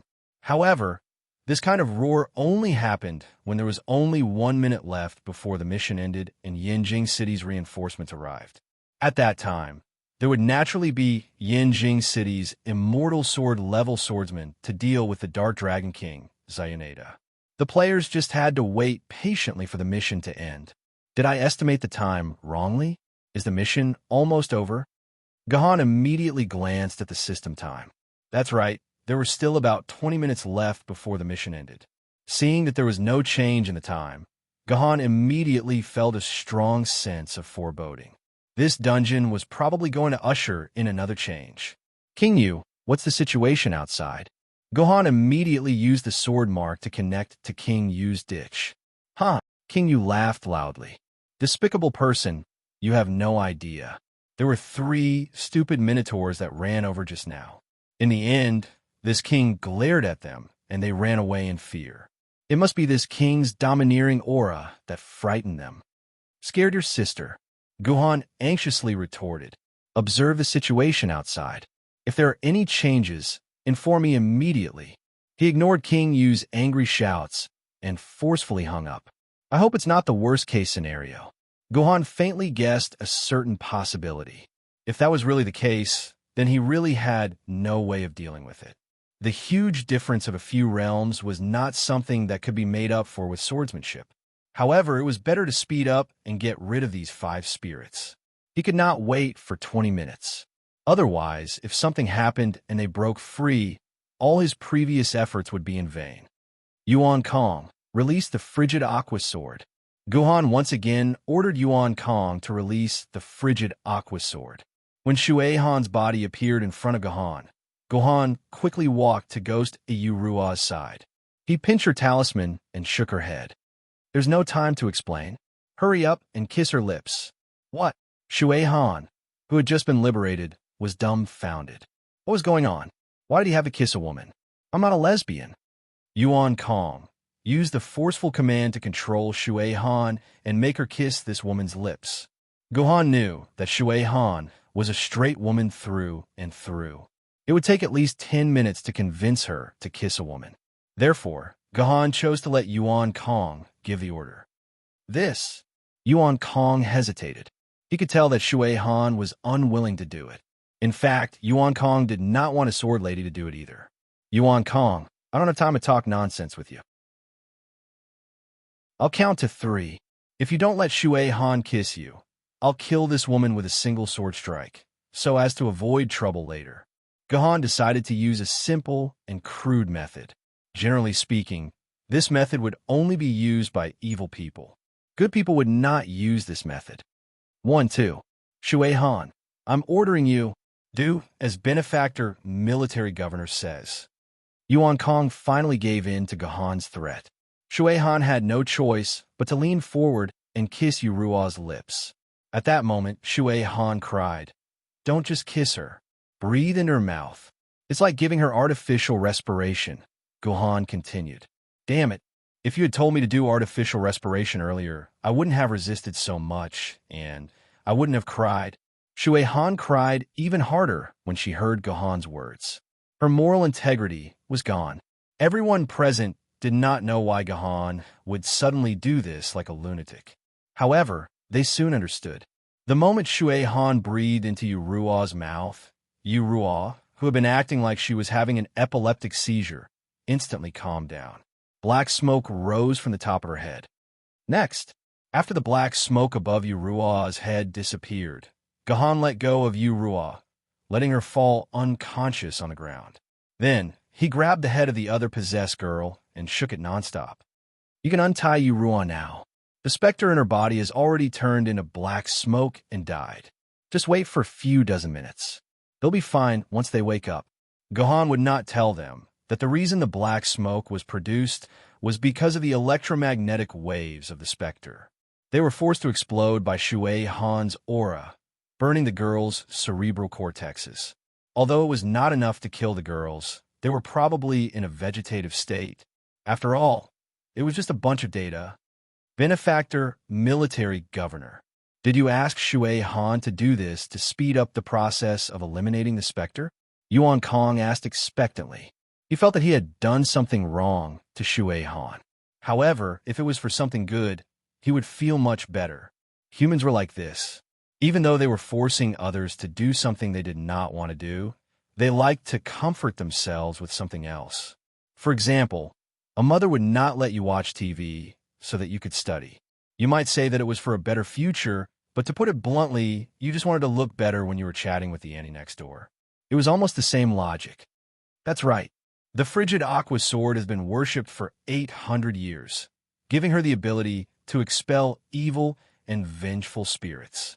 The incense aura on her body is the greatest damage to the specter. One breath of hers is equivalent to 100 talismans drawn by you guys. Gahan explained. This was also the reason why he brought the frigid aqua sword into Skyward Palace. It was to prevent this kind of emergency from happening. Despicable scum. Bad news. Dragon. A dragon is coming. When all the specters have been dealt with and the 5 girls had become vegetative, King Yu's panicked voice reached Gohan's mind through the sword mark. Gohan's heart skipped a beat. The worst thing had happened. "All of you wait here. Don't go out." Gohan left these words and dashed out of Skyward Palace. At this moment, King Yu, Tian Xing, and Yu Ling were all standing at the edge of the cliff. They lowered their heads and looked down at the bottom of the cliff. Gahan also rushed over. He lowered his head and looked down. Holy **T. A pitch-black dragon was flapping its huge wings rhythmically, continuously ascending to the top of the mountain. Seeing the dragon's slow ascension and leisurely posture, it was obvious that it did not care about the humans at the top of the mountain. It treated this as a game. As long as it reached the top, it would be a huge massacre. However, this also gave Gahan some time to escape from the dungeon before the Dark Dragon King reached the top of the mountain. "I can't beat it." Gahan immediately made such a judgment in his heart. The Dark Dragon King of the universe level, Yuan Ko, who was comparable to a celestial sword-level sword wielder, was definitely not someone he could deal with. This was no longer an opponent that could rely on swordsmanship to challenge someone of a higher level. With just over 500 sword element points and more than 5,000 sword energy points, he could not use the last few powerful moves of the mysterious Heaven 9 swords. If he really made a move, he probably wouldn't even be able to make a scratch.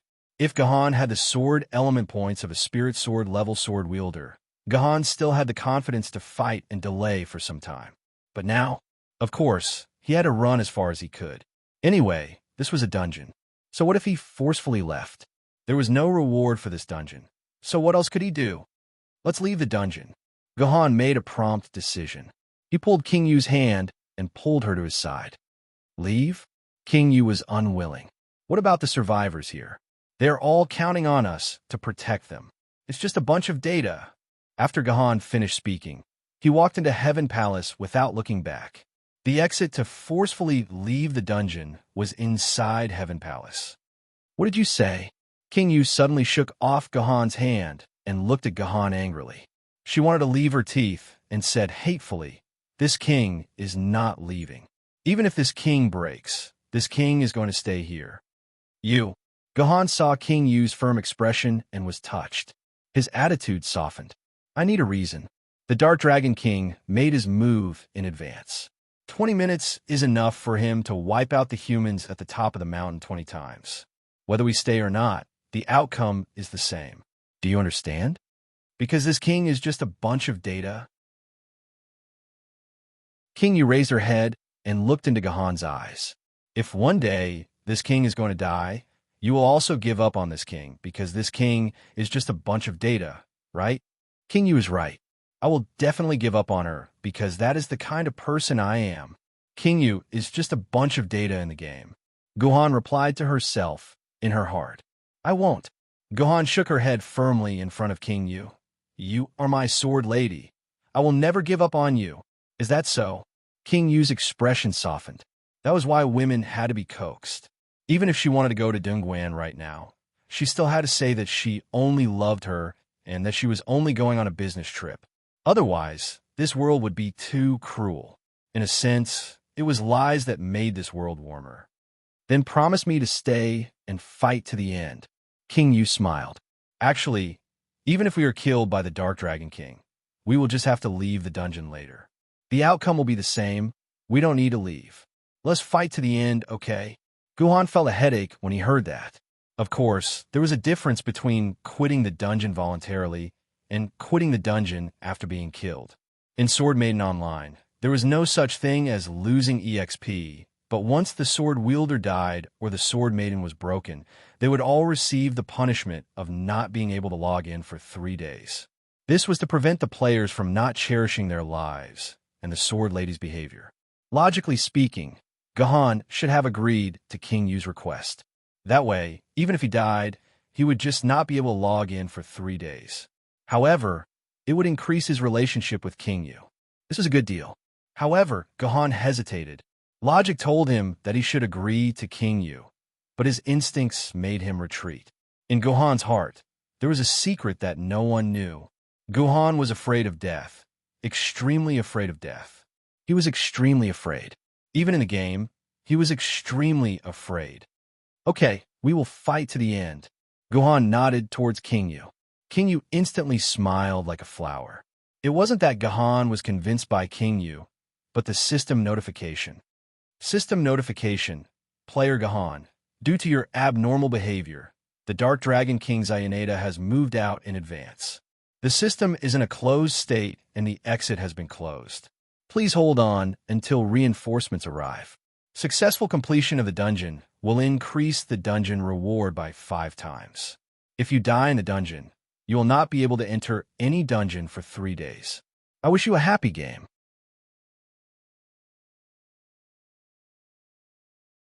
Chapter 83. Yuwang Gojian Jian Jian was a dungeon that had existed since the start of the game and had lasted for more than 200 years. In these 200 years, no one had ever heard of the Dark Dragon King, Xayoneda, appearing 20 minutes early and sealing the entire exit route of the dungeon. Congratulations to Gahan. After the Jinyuan Garrison Crusade mission, you have unlocked a brand new, never-before-seen side quest. This side quest was even a side quest of the dungeon. As a dungeon with tens of thousands of players, the chance of this happening was even higher than the chance of winning 5 million. Gahan should never have thrown the old Taoist down the cliff. In the past, Countless players had caused countless survivors to fall off the cliff due to various reasons when they tried to clear this dungeon. And 999% of these survivors fell off the cliff due to Yuan Ko's attacks. Only perverted players who were out of their minds and wanted to torture NPCs would push survivors off the cliff. However, these perverted players were interested in the young and beautiful female survivors, as well as the cute young men, or the middle-aged Taoist priests who got in their way. But the players who were interested in pushing the old Taoist priest, who stayed in the Sutra Depository all year round, down the cliff was 1% of the 0.001%. Later, scholars who specialized in researching Gahan's life, after tens of thousands of people jointly requested BAT to publish this data, found out that in the 200 years before Gahan, only 4 people had voluntarily thrown the old Taoist priest off the cliff. Among these 4 people, only 2 had thrown the old Taoist priest off the cliff at the back door of Chaotian Palace. Among these 2 people, only Gahan had let the goblin mage slime live. All these coincidences contributed to the change in the Dark Dragon King. This is the hidden Easter egg of the system. I didn't think that someone would really trigger it.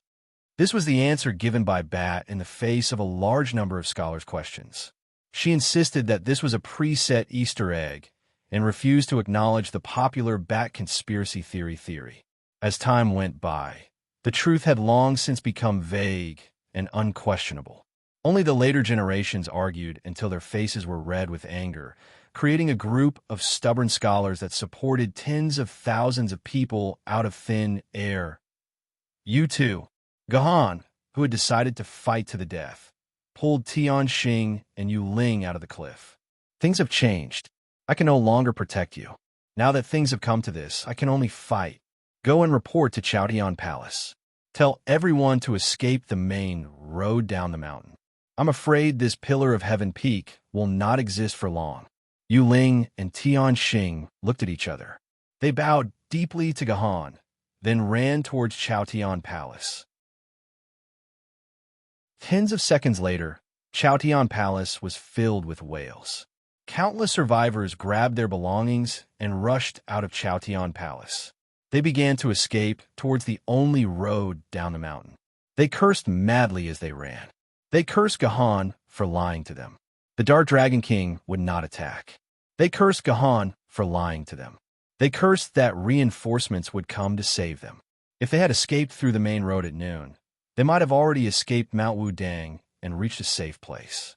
They hated Gahan for acting like he was their savior, but he could not save them at all. But at this time, Gahan did not care what these survivors thought of him, because at this time, the Dark Dragon King, Xanada, was already flapping its huge wings and standing proudly in front of Gahan. Xanada was a Western dragon with a very standard build. Its 2 dragon claws could cover 3 Optimus Prime trucks, and its huge wings had a wingspan larger than a football field. If it crouched down, it could cover an area the size of the White House. It looked at Gahan, who was blocking its way, as if it was looking at an ant. Its pair of dragon eyes did not show the contempt, disdain, or pity that Gahan had expected. Instead, there was a feeling similar to curiosity. I know you. You were the one who pushed that human off the cliff. But in that human's memory, he did not seem to hate you. This really makes this dragon curious. Xanada suddenly spoke. Although every word had a thick nasal sound and the emptiness of a wind tunnel, it spoke standard Mandarin. This was not strange. It had absorbed the human's memory, so naturally it had mastered this simple language. It should be known that the dragon language of the dragon race had more than 100,000 syllables. It was more than 100 times more complicated than human language.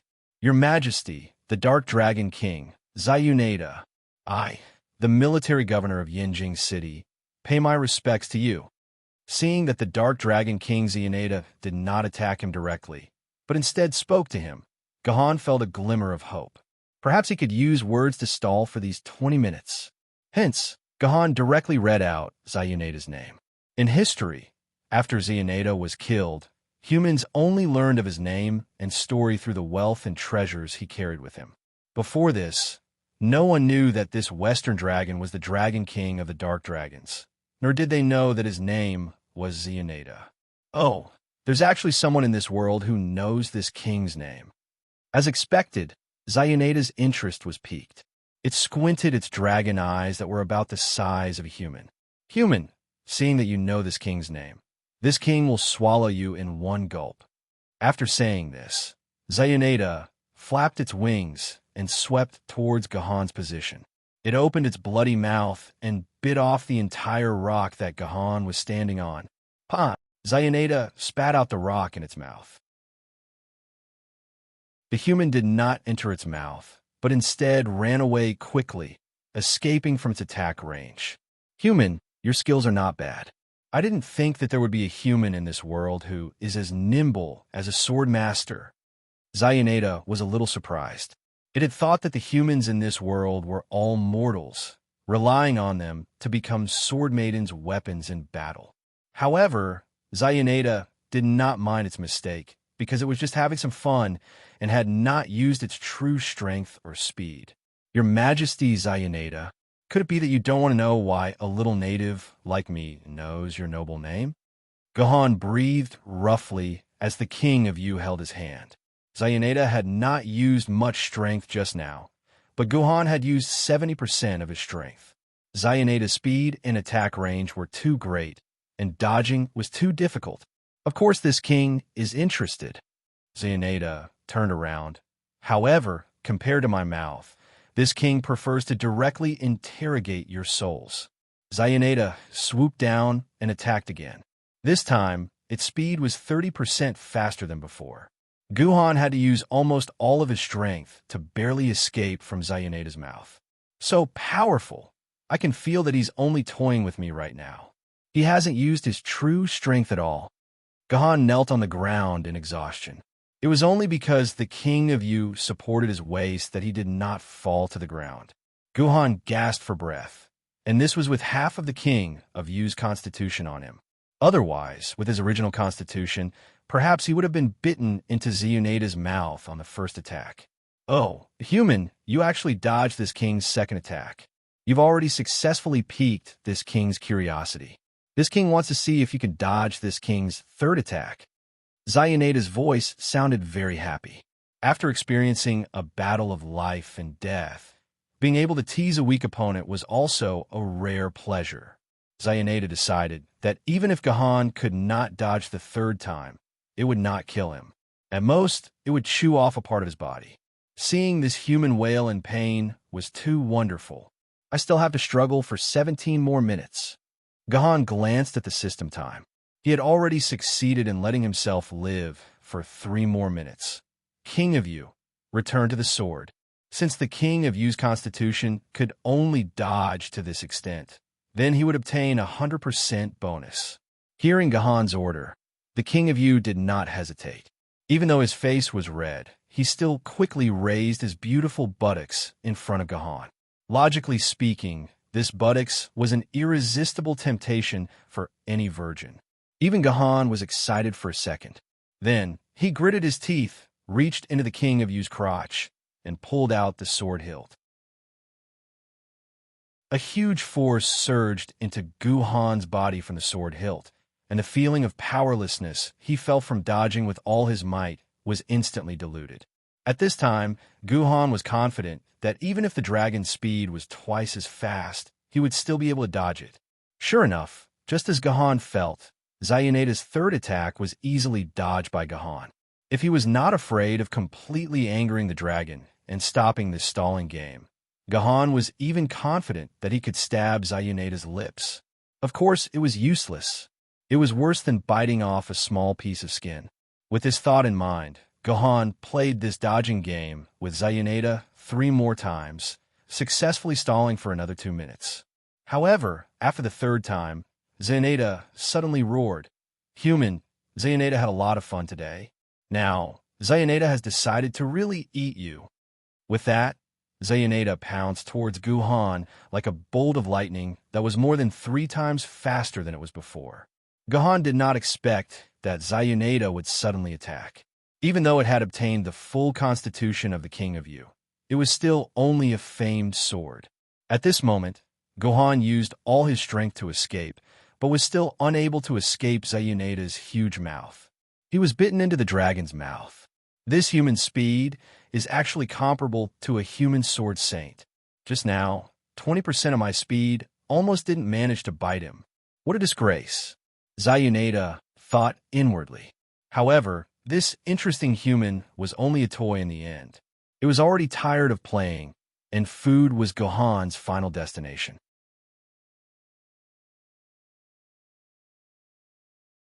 Chapter 84. If there was something in the dragon's mouth that Gohan couldn't stand, it would definitely be the disgusting stench.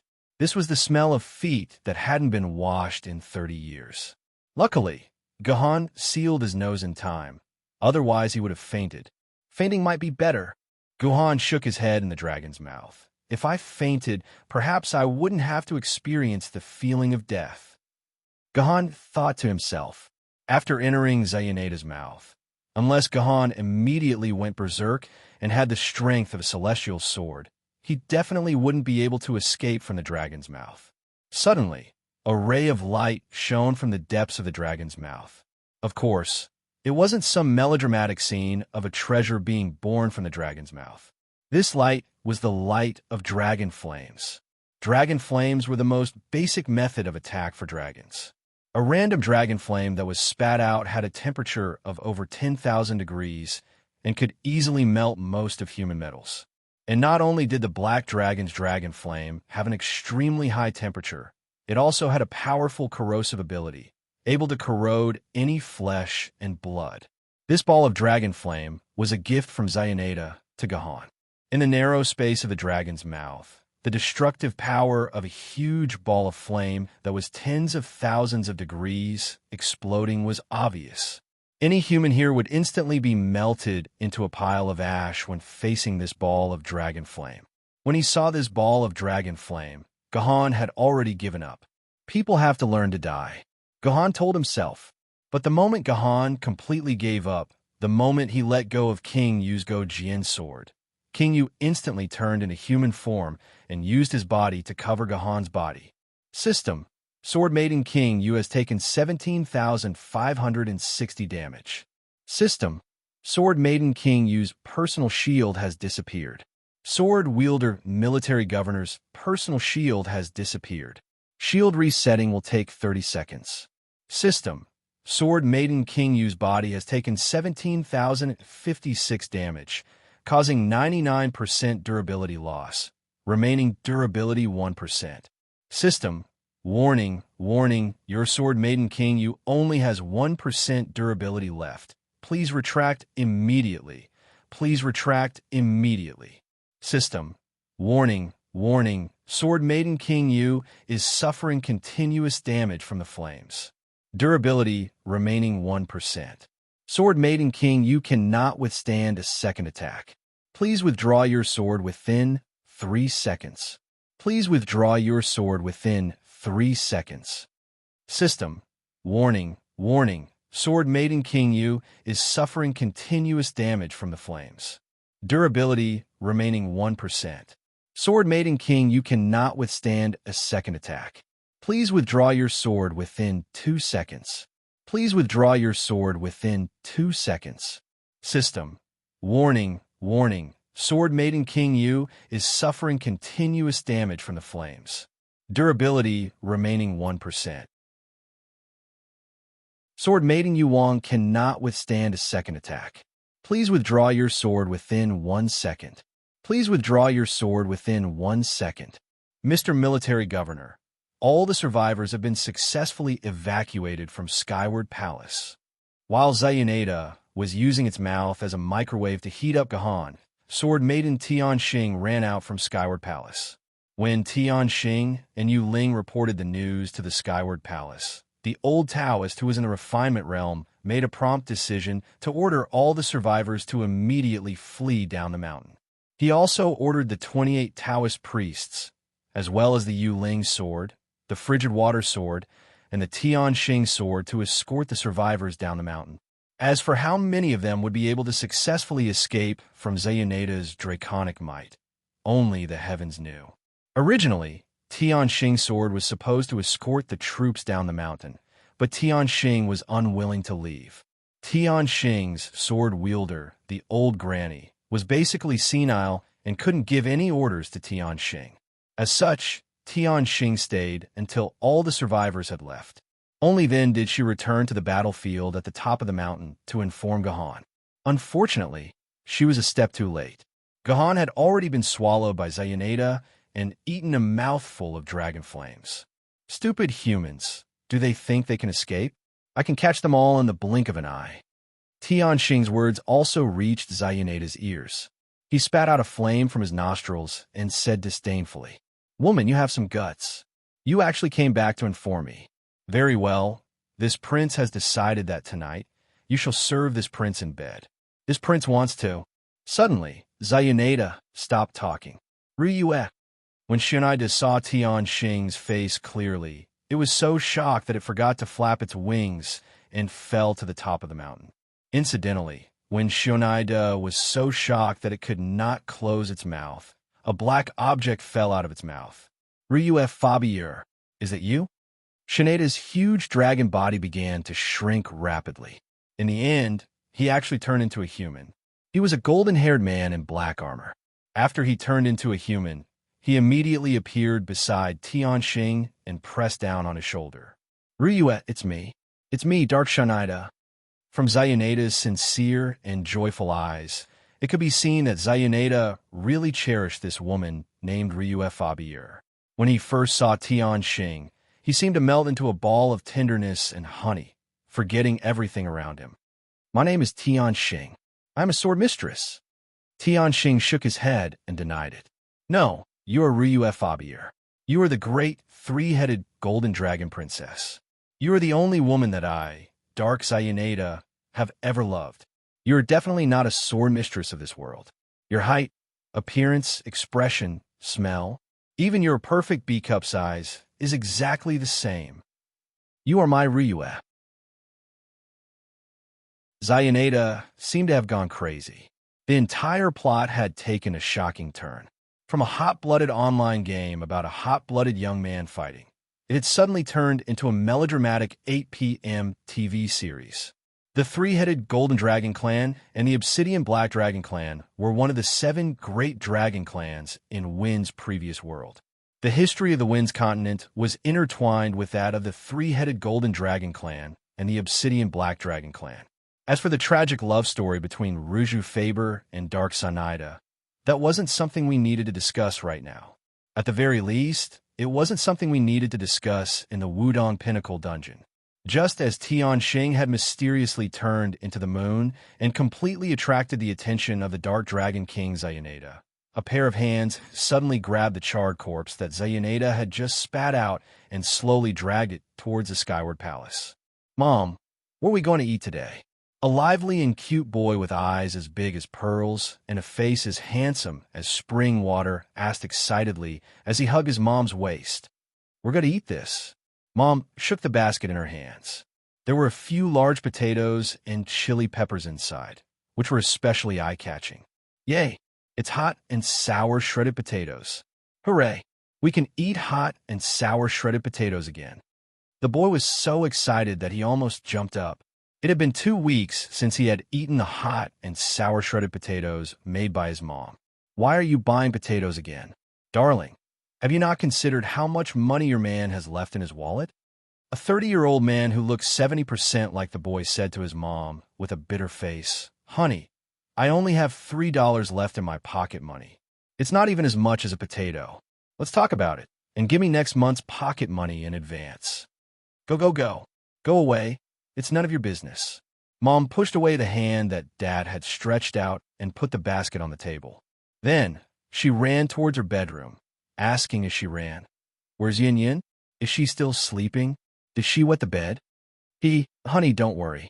With me watching her, Yin Yin is sleeping well, Dad said with a smirk. Then Mom walked out of the room with a 4-year-old Lolita who looked 80% like the boy. Mom's other hand was holding a wet diaper. This cute daughter, as expected, wet the bed again.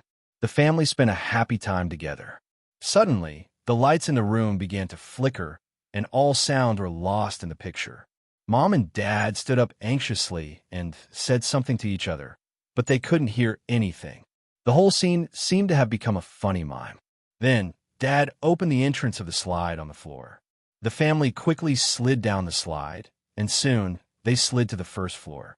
However, the slide was still moving. The family continued to slide down from the first floor. They didn't know how long they slid or how far they slid until they fell on a piece of floating air cushion. This was a huge underground shelter.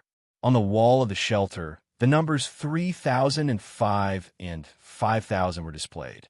The underground shelter was still very noisy. Countless people poured down from the various slides and then gathered together, shouting, quarreling, and comforting each other. The little boy's family curled up near the wall. The four of them hugged each other and comforted each other. "Mom, I'm hungry. I want to eat pork." Suddenly, the sound returned and could be heard. The little sister's eyes were filled with tears. She cried and looked at her mother. "Yin Yin, I have a bag of sweet potato jerky here. Hama gave it to me. You're hungry. You can eat it first." The little boy handed the snacks he treasured to the little sister. The little sister took a few bites of the hard and dry sweet potato jerky and cried again. "Mom, I'm thirsty. I want to drink water. I'll go get water for you. There should be drinking water in the shelter." Dad decided to take up the responsibility of a father. He comforted Mom and then disappeared into the huddled crowd. Seeing that Dad was missing, the little sister cried even more sadly. Mom could only keep patting the little sister's back. The big brother tried his best to make all kinds of funny faces, trying to make his little sister happy. Suddenly, the big brother staggered and fell to the ground. It was not that the big brother lost his balance, but the whole ground began to shake. Earthquake! Mom's expression was very frightened. She hugged the little sister and pulled the big brother, not knowing what to do. She could only keep asking, "Dad, Dad, where are you? Where are you? Xiao Hui, I'm coming, I'm coming." Dad finally appeared in the sight of the big brother and mother. He held a big bottle of water in his hand and was trying his best to weave through the crowd, trying to return to his wife and child. Pa! A huge foot fell from the sky and stepped on the place where Dad was. When the foot was lifted again, there was only a pile of bright red meat on the ground. At this moment, the world became a mime again, losing all sound. The owner of the huge foot started to attack the humans in the shelter crazily. Everyone ran around in fear. When he turned around to look for his mother, he saw that his mother and little sister were squeezed to the ground by the crowd. "Mom!" The big brother seemed to shout and wanted to go back to pull his mother up. If the bullets rained down, countless flowers of blood suddenly bloomed on the body of his mother and little sister, like a fountain, so beautiful. "Don't die, Mom is begging you, Xiaohan, don't die." The mother said the last sentence and used the last of her strength to cover her little sister's body. Benefactor, military governor. Benefactor, military governor. Great, you're finally awake. The world instantly changed from mime to drama. However, everything could not go back. "I'm afraid of death. I'm really afraid. But I promise, Mom, I can't die."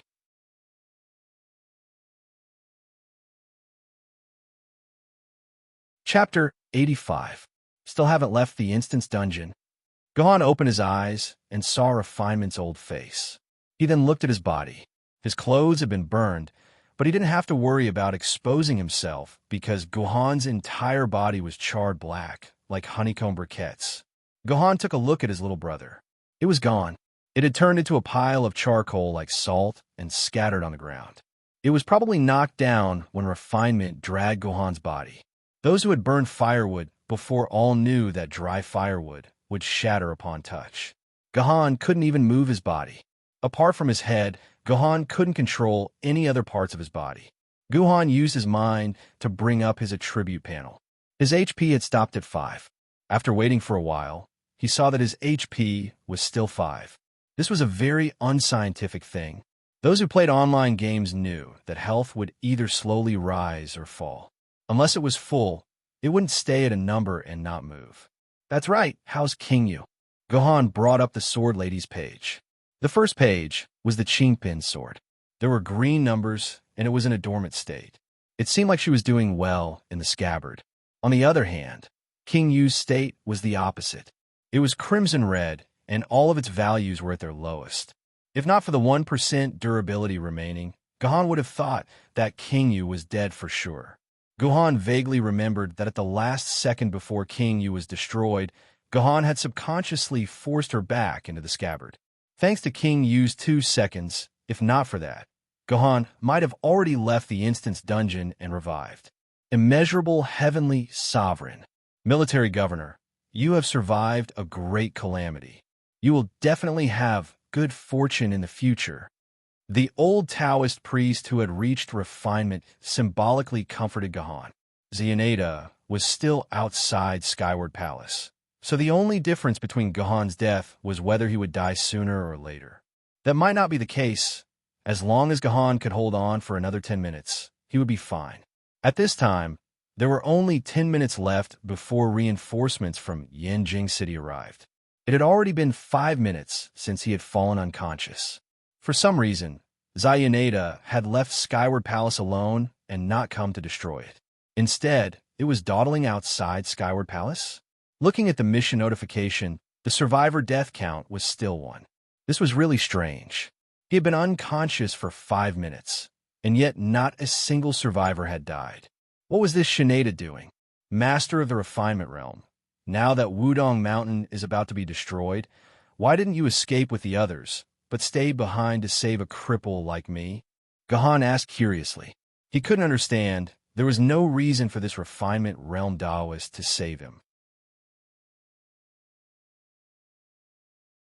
He was already a lump of charcoal and had lost the ability to fight. He had even killed his grandmaster with his own hands. Logically speaking, if the Refinement Realm Taoist abandoned him and ran away, he would not have to bear any moral condemnation at all. Even if he killed Gahan with a sword, he would still be avenging his master. It was a matter of course. Although this humble Taoist is only the acting sect leader of Wudong's sect, I will live and die with Wudong's sect. It is enough that Yuan Kong and the others have escaped, but Wudong's sect still needs someone to stay. Otherwise, Wudong's sect, which has been famous for 800 years, would be a disgrace to Mauname if we don't even have a single martyr for our sect. The old Taoist priest laughed happily. It was obvious that he had made up his mind to die with Wudong's sect. This old Taoist priest had probably already made up his mind to die when he led his disciples to attack the blockade. Master of the Refinement Realm, you may not be afraid of death, but I, Gahan, am very scary. In my sleep, just now, I remembered that Gahan promised some people that I would never die. A few drops of tears formed at the corner of Gahan's eyes. It had been a long time since he had dreamed of that scene. He didn't expect to dream of that moment again in the game. Gahan, aren't you called military governor? When you are outside, it is always necessary to be on guard. Today, Master of the Refinement Realm saved my life. How can not tell you my real name? In truth, Gahan had said his real name because his brain had a cramp, and he could not react for a moment. Haha, I see. Benefactor Gahan, since you do not want to die, this humble Taoist may be able to help you. After saying that, the Refinement Realm Master took out an exquisite jade bottle from his robe and shook out a pill. Back then, Wudong's sect's founder, Lord Qingshu Yuan Miao, was in the Tishita Palace. He paid his respects to my 3 Pure Ones Grand Pure Residents, Celestial Immortal Huichi, who ascended to the Grand Pure Realm and became the Sun God Treasure Lord, the Lord of Tao and Virtue, the Emperor of Primordial Chaos. The name is too long. You may not know, but he is the Grand Supreme Lao Jun that you speak of. The Grand Supreme Lao Jun said that my founder was fated to be his disciple. His orthodoxy in a mortal world was naturally the Grand Pure Realm. So he gave him a pot of 6 transformations immortal pills to prepare for the apocalypse. After the founder's soul returned, this bottle of 6 transformations immortal pills appeared in his hand. He warned us that unless it was apocalypse, we must not consume this pill. Otherwise, we would die without a doubt. After saying that, the founder ascended to become an immortal and left. After that, 3 sect leaders tried to become immortals in vain and secretly consumed this bottle of immortal pills. In the end, they died on the spot with blood flowing out of their 7 orifices. Even their corpses turned into ashes. As time passed, there were no more sect leaders who dared to consume this 6 transformations immortal pill. 200 years ago, when the apocalypse began, although Wudong's terrain was dangerous, we could not stop the unstoppable Yuan Ko. A large number of Yuan Ko attacked the mountain. In order to protect the villagers and tourists, many of our disciples died. Patriarch Zhijing, who was then the sect leader, risked his life and consumed this pill. Only then did he merge with Lady Zhenwu and become the heavenly master, saving Wudong from the disaster. Patriarch Zhijing's situation back then is very similar to today. Benefactor Gahan, are you willing to consume this pill? Maybe you can save a collapsing building like Patriarch Zhijing and save Wudong from the disaster. The old Taoist priest of minute subtleties' long speech stunned Gahan. What Taishang Laojun? 6 transformations, immortal pill? Wasn't this too much of a xinxia? And this pill could directly create an immortal sword wielder. If this was true, why would humans be suppressed by Yuan Ko in the headquarters city and not be able to come out? Benefactor Gahan, you don't believe me? No, it's not that I don't believe you. I'm just curious. Since this pill can save Wudong, why didn't the sect leader of minute subtlety eat it himself? Gahan asked in return. Indeed, if it was really so magical, there was no reason for the master of minute subtlety not to eat it himself and give it to an outsider.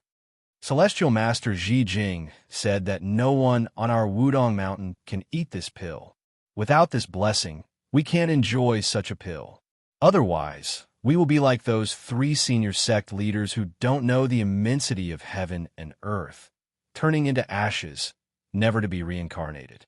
Entering refinement, shook his head, and put the pill on his cold lips. Benefactor Gahan, you can decide for yourself.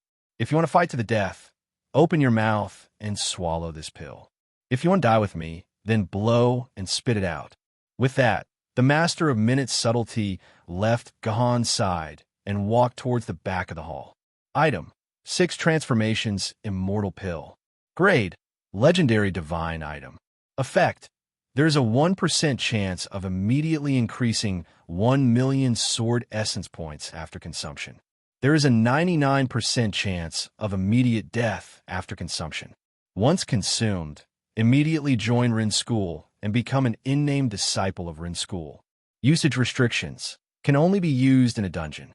After leaving the dungeon, the effect will disappear. Introduction: an immortal pill refined by Taishang Laojun. Only disciples of Rin School can consume it. It can actually create an Emperor Sword level sword wielder immediately. This elixir is actually real. Guhan looked at the attributes of the pill and realized that he was still too naive, thinking that he had a thorough understanding of the sword bearers after spending 12 years on the forum. In this world, there were still countless secrets that were buried deep in the ground by the upper echelons. There was nothing to hesitate about. Gahan opened his mouth, and the pill instantly fell into his mouth. The pill seemed to be made of water as it melted in his mouth. In less than a second, it melted in his mouth. The master of minute subtlety really tricked Gahan. With the speed at which it melted, he could forget about spitting it out after eating it. He ate it. The master of minute subtlety, who stood at the back of the hall and watched Gahan swallow the pill, shook his head and said, "Great power needs a strong heart to match it. A strong appearance can't withstand superficial power. My lord, aren't you being a little too excessive and interfering with his life?" Vaguely, the master of minute subtlety's old face seemed to become younger. Outside the Skyward Palace, Zayanada, who was hugging Tian Xing tightly, finally calmed down from his own world. Once again, he looked at Tian Xing carefully. He even used the demonic dragon's eye to see through Tian Xing's soul. This woman had no soul, and this woman had no body. She couldn't be the 3-headed golden dragon, Ruyue. Since when did I have to judge things with my own eyes like those stupid humans? Zayanada mocked himself and pushed Tian Xing out of his arms. He used a lot of force, and Tian Xing flew dozens of meters away. Listen to me, woman. From today onwards, You are this king's mating tool. You're lucky to have the appearance of Ryue. Otherwise, you would be like the other stupid humans, becoming a dessert for me to fill my stomach." After Xionada finished speaking, he flew into the air. Under the gaze of the mystic dragon's eye, all the humans on the Wu-Tang Mountain had nowhere to hide. At this time, the majority of the survivors were still slowly advancing on a mountain path near the mountain peak. Trying to run, Xionada stretched out his left hand, and a black fireball formed instantly. This was the compressed version of Xionada's dragon flame, and its power was no less than dragon flame. Xionada only needed to throw it lightly, and that skewer of humans would be roasted into charcoal, just like Gahan. "Go!" Xionada pushed his hand, and the fireball shot towards the crowd. Just as a large skewer of fresh human meat was about to be formed, a long sword suddenly flew out and blocked the path of the fireball. The entire fireball was instantly extinguished as if it had never existed. "It's you." Xionada turned around and saw that the sword that blocked his fireball had returned to the hands of a naked man. This man was none other than Gahan. Don't mind these details. Gohan realized that Xionada was looking at his new snow-white body. He waved his hand. "I was going to wear a Taoist robe before coming out, but you didn't wait for me."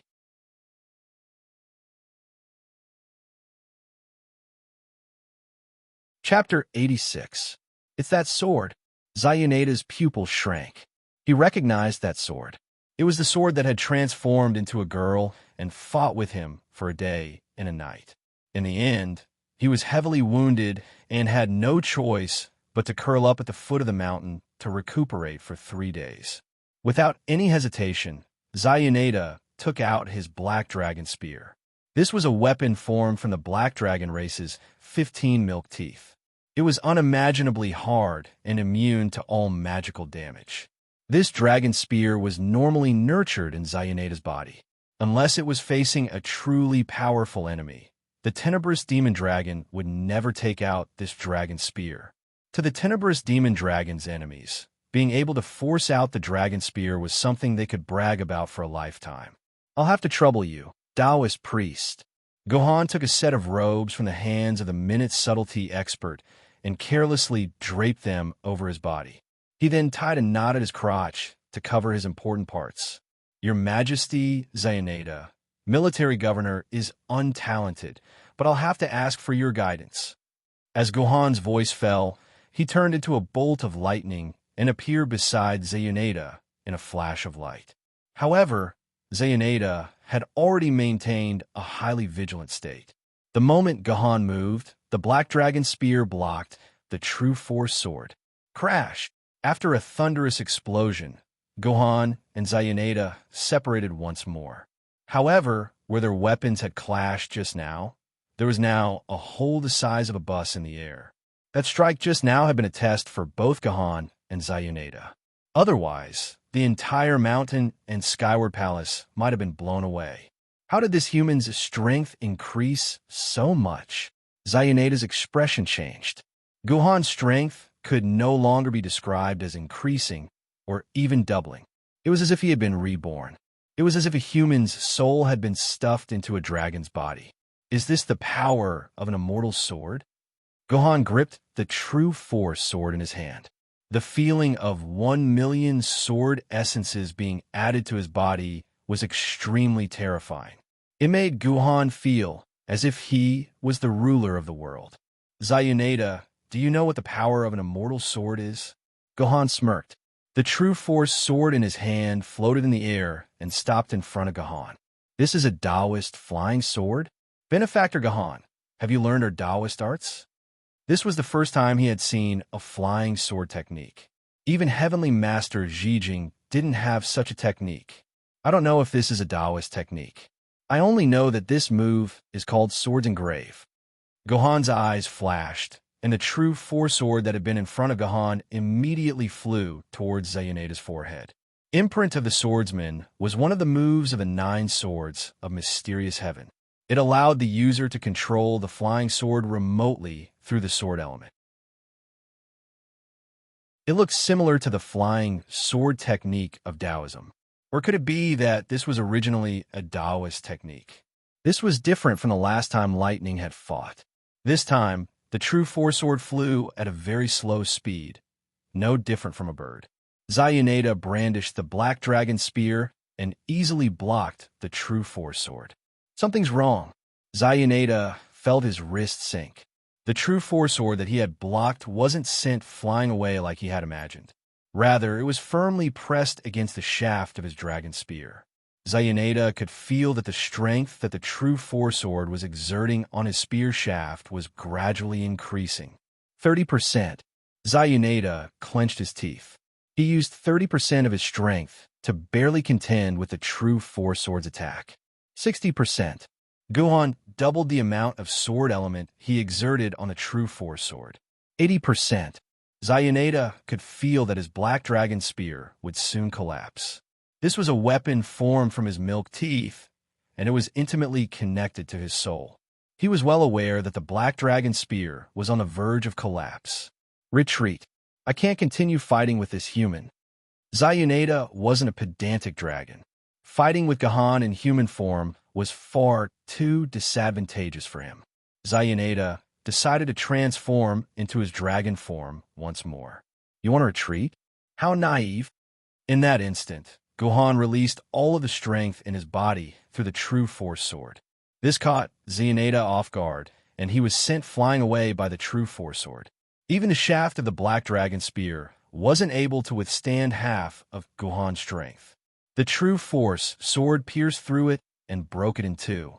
System, you have destroyed the black dragon spear of Yuan Ko Black Dragon King, Zayunada. System, you have dealt minus 13,569 damage to the Black Dragon King Yuan Ko Black Dragon King, Zayunada. My black dragon spear. As Zayunada saw the two halves of the black dragon spear in his hand, he wanted to cry, but no tears came out. This was a weapon that had accompanied him for over 4,000 years, and yet it had been broken like this. Human, you will pay the price for your stupidity. You have truly enraged the great Black Dragon King, Zayunada.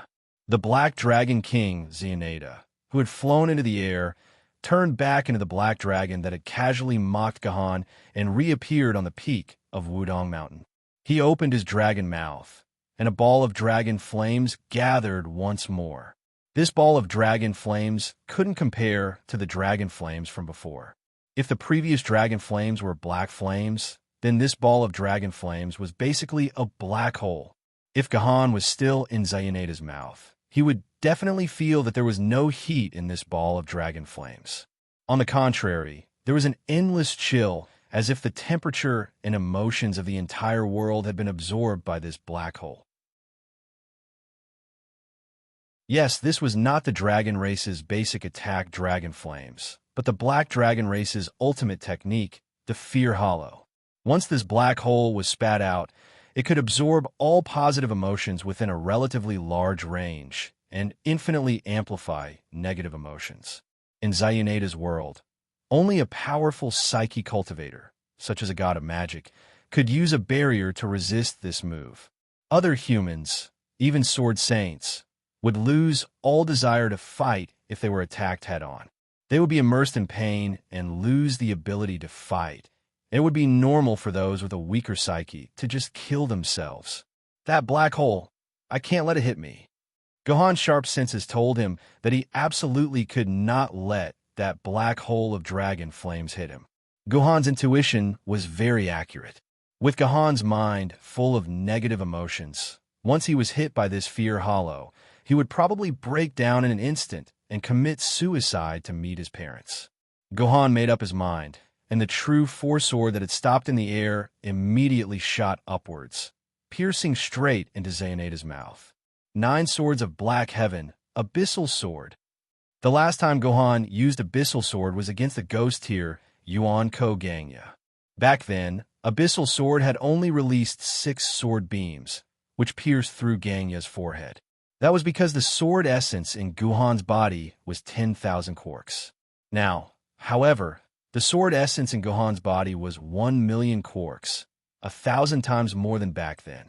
Now that he used abyssal sword, it was impossible to see how many sword beams Gahan had released with the naked eye. All that could be seen was a sky full of sword beams blossoming from Zionata's mouth. The mouth was the weakest point of any animal, and dragons are no exception. The result of countless sword beams wreaking havoc in Zionata's mouth was that Zionata could no longer control the channeling bar for the fear black hole. The energy directly exploded in Zionata's mouth. P.S. Back in the dungeon, Gahan had obtained 10,000 quarks of sword essence from the king of Yu's Gojin sword scar. However, after exiting the dungeon, the original king of Yu was taken back, and Gahan later obtained a new king of Yu. At that time, the reward of 10,000 quarks of sword essence had already been removed. So this is not a bug. Gentle Moon. Zionata let out a mournful cry. It remembered the happy days when it and Gentle Moon were together. It remembered the happy days when the two of them wreaked havoc in Dragon Valley, causing the entire dragon race to be unable to rest in peace. It also remembered Gentle Moon piercing its heart and nailing it to the dragon beheading platform in an attempt to steal its dragon soul. Gentle Moon. Why? Zionata kept hissing, even if it was a dragon. The energy of the fear black hole did not hit Gahan. Instead, it directly hit Zionata's head, causing Zionata to sink into the pain and confusion of love.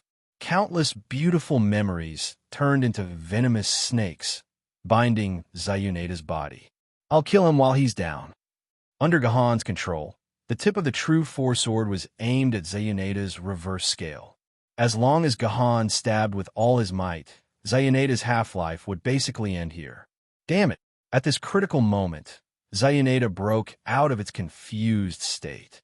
Then, with a swipe of its dragon claws, it slapped the true Force Sword away from the edge of its reverse scale. After all, it was a member of the Obsidian Black Dragon race that was naturally immune to magic. If this fear black hole was not spiritual magic but elemental magic, Zionata would probably not be harmed at all. Human, you're the one who made Zionata relive that painful memory. Zionata, who had woken up, was covered in flames. This meant that it had sunk into a state of rage. You'll pay the price for this. Noisy. Gahan snorted coldly. What a pity. If Zionata had woken up just a little slower, its reverse scale would have been pierced by him. Then, even if it did not die, it would be half dead. Since that was the case, then he would use the power of an immortal sword to fight this obsidian black dragon head-on. Gahan suddenly exerted force, and the true Force Sword turned into a stream of light, cutting a bloody wound on the left side of Zionata's body. Go to hell. Seeing that it was injured, Zionata was furious. With a flap of its wings, more than 10 fireballs of dragon flame crashed toward the top of the mountain like a meteor shower. If these fireballs hit even half of them, the entire top of the mountain would probably be shaved off. Those survivors who were running away, as well as the old Taoist priest of refinement, would all die. Immeasurable heavenly venerate. Refinement put its palms together and closed its eyes, as if waiting for death to come. 9 swords of mysterious heaven, sword of the spring. In order to protect refinement, his savior, Gahan had no choice but to use another move from the 9 swords of mysterious heaven, sword of the spring. This move required a total of 30,000 sword chi to be used. Be it in real life or in the game, Gahan had never used this move before. One had to know that the sword essences of a famed sword-level swordsman could only be converted into 100,000 sword chi, which was just enough to use Sword of the Spring 3 times. If not for the 1 million sword essences of an immortal sword, Gahan would not have been able to use this move at all. However, Gahan was already familiar with this move. At this moment, the tip of the true Force Sword was like the nozzle of a fountain. Large amounts of sword chi gushed out, forming an umbrella that blocked all of the fireballs of dragon flame that Zionata shot out. Shunita stared blankly. His attack had been blocked so easily. In that brief moment of distraction, the true Force Sword launched another attack and landed a heavy blow on Zionata's dragon horn.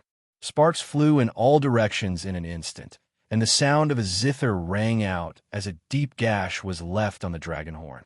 "How dare you injure my dragon horn?" Zayaneda did not know how many times it had flown into a rage today. The dragon horn and reverse scale were the most precious parts of the dragon race, just like a human's face. Once it was damaged, it would not rest until one of them died. Absolute barrier. Zayaneda was afraid that its dragon horn would be damaged again, so it used the dragon language spell Absolute Barrier. As long as its magic power did not stop flowing, the Absolute Barrier would not break.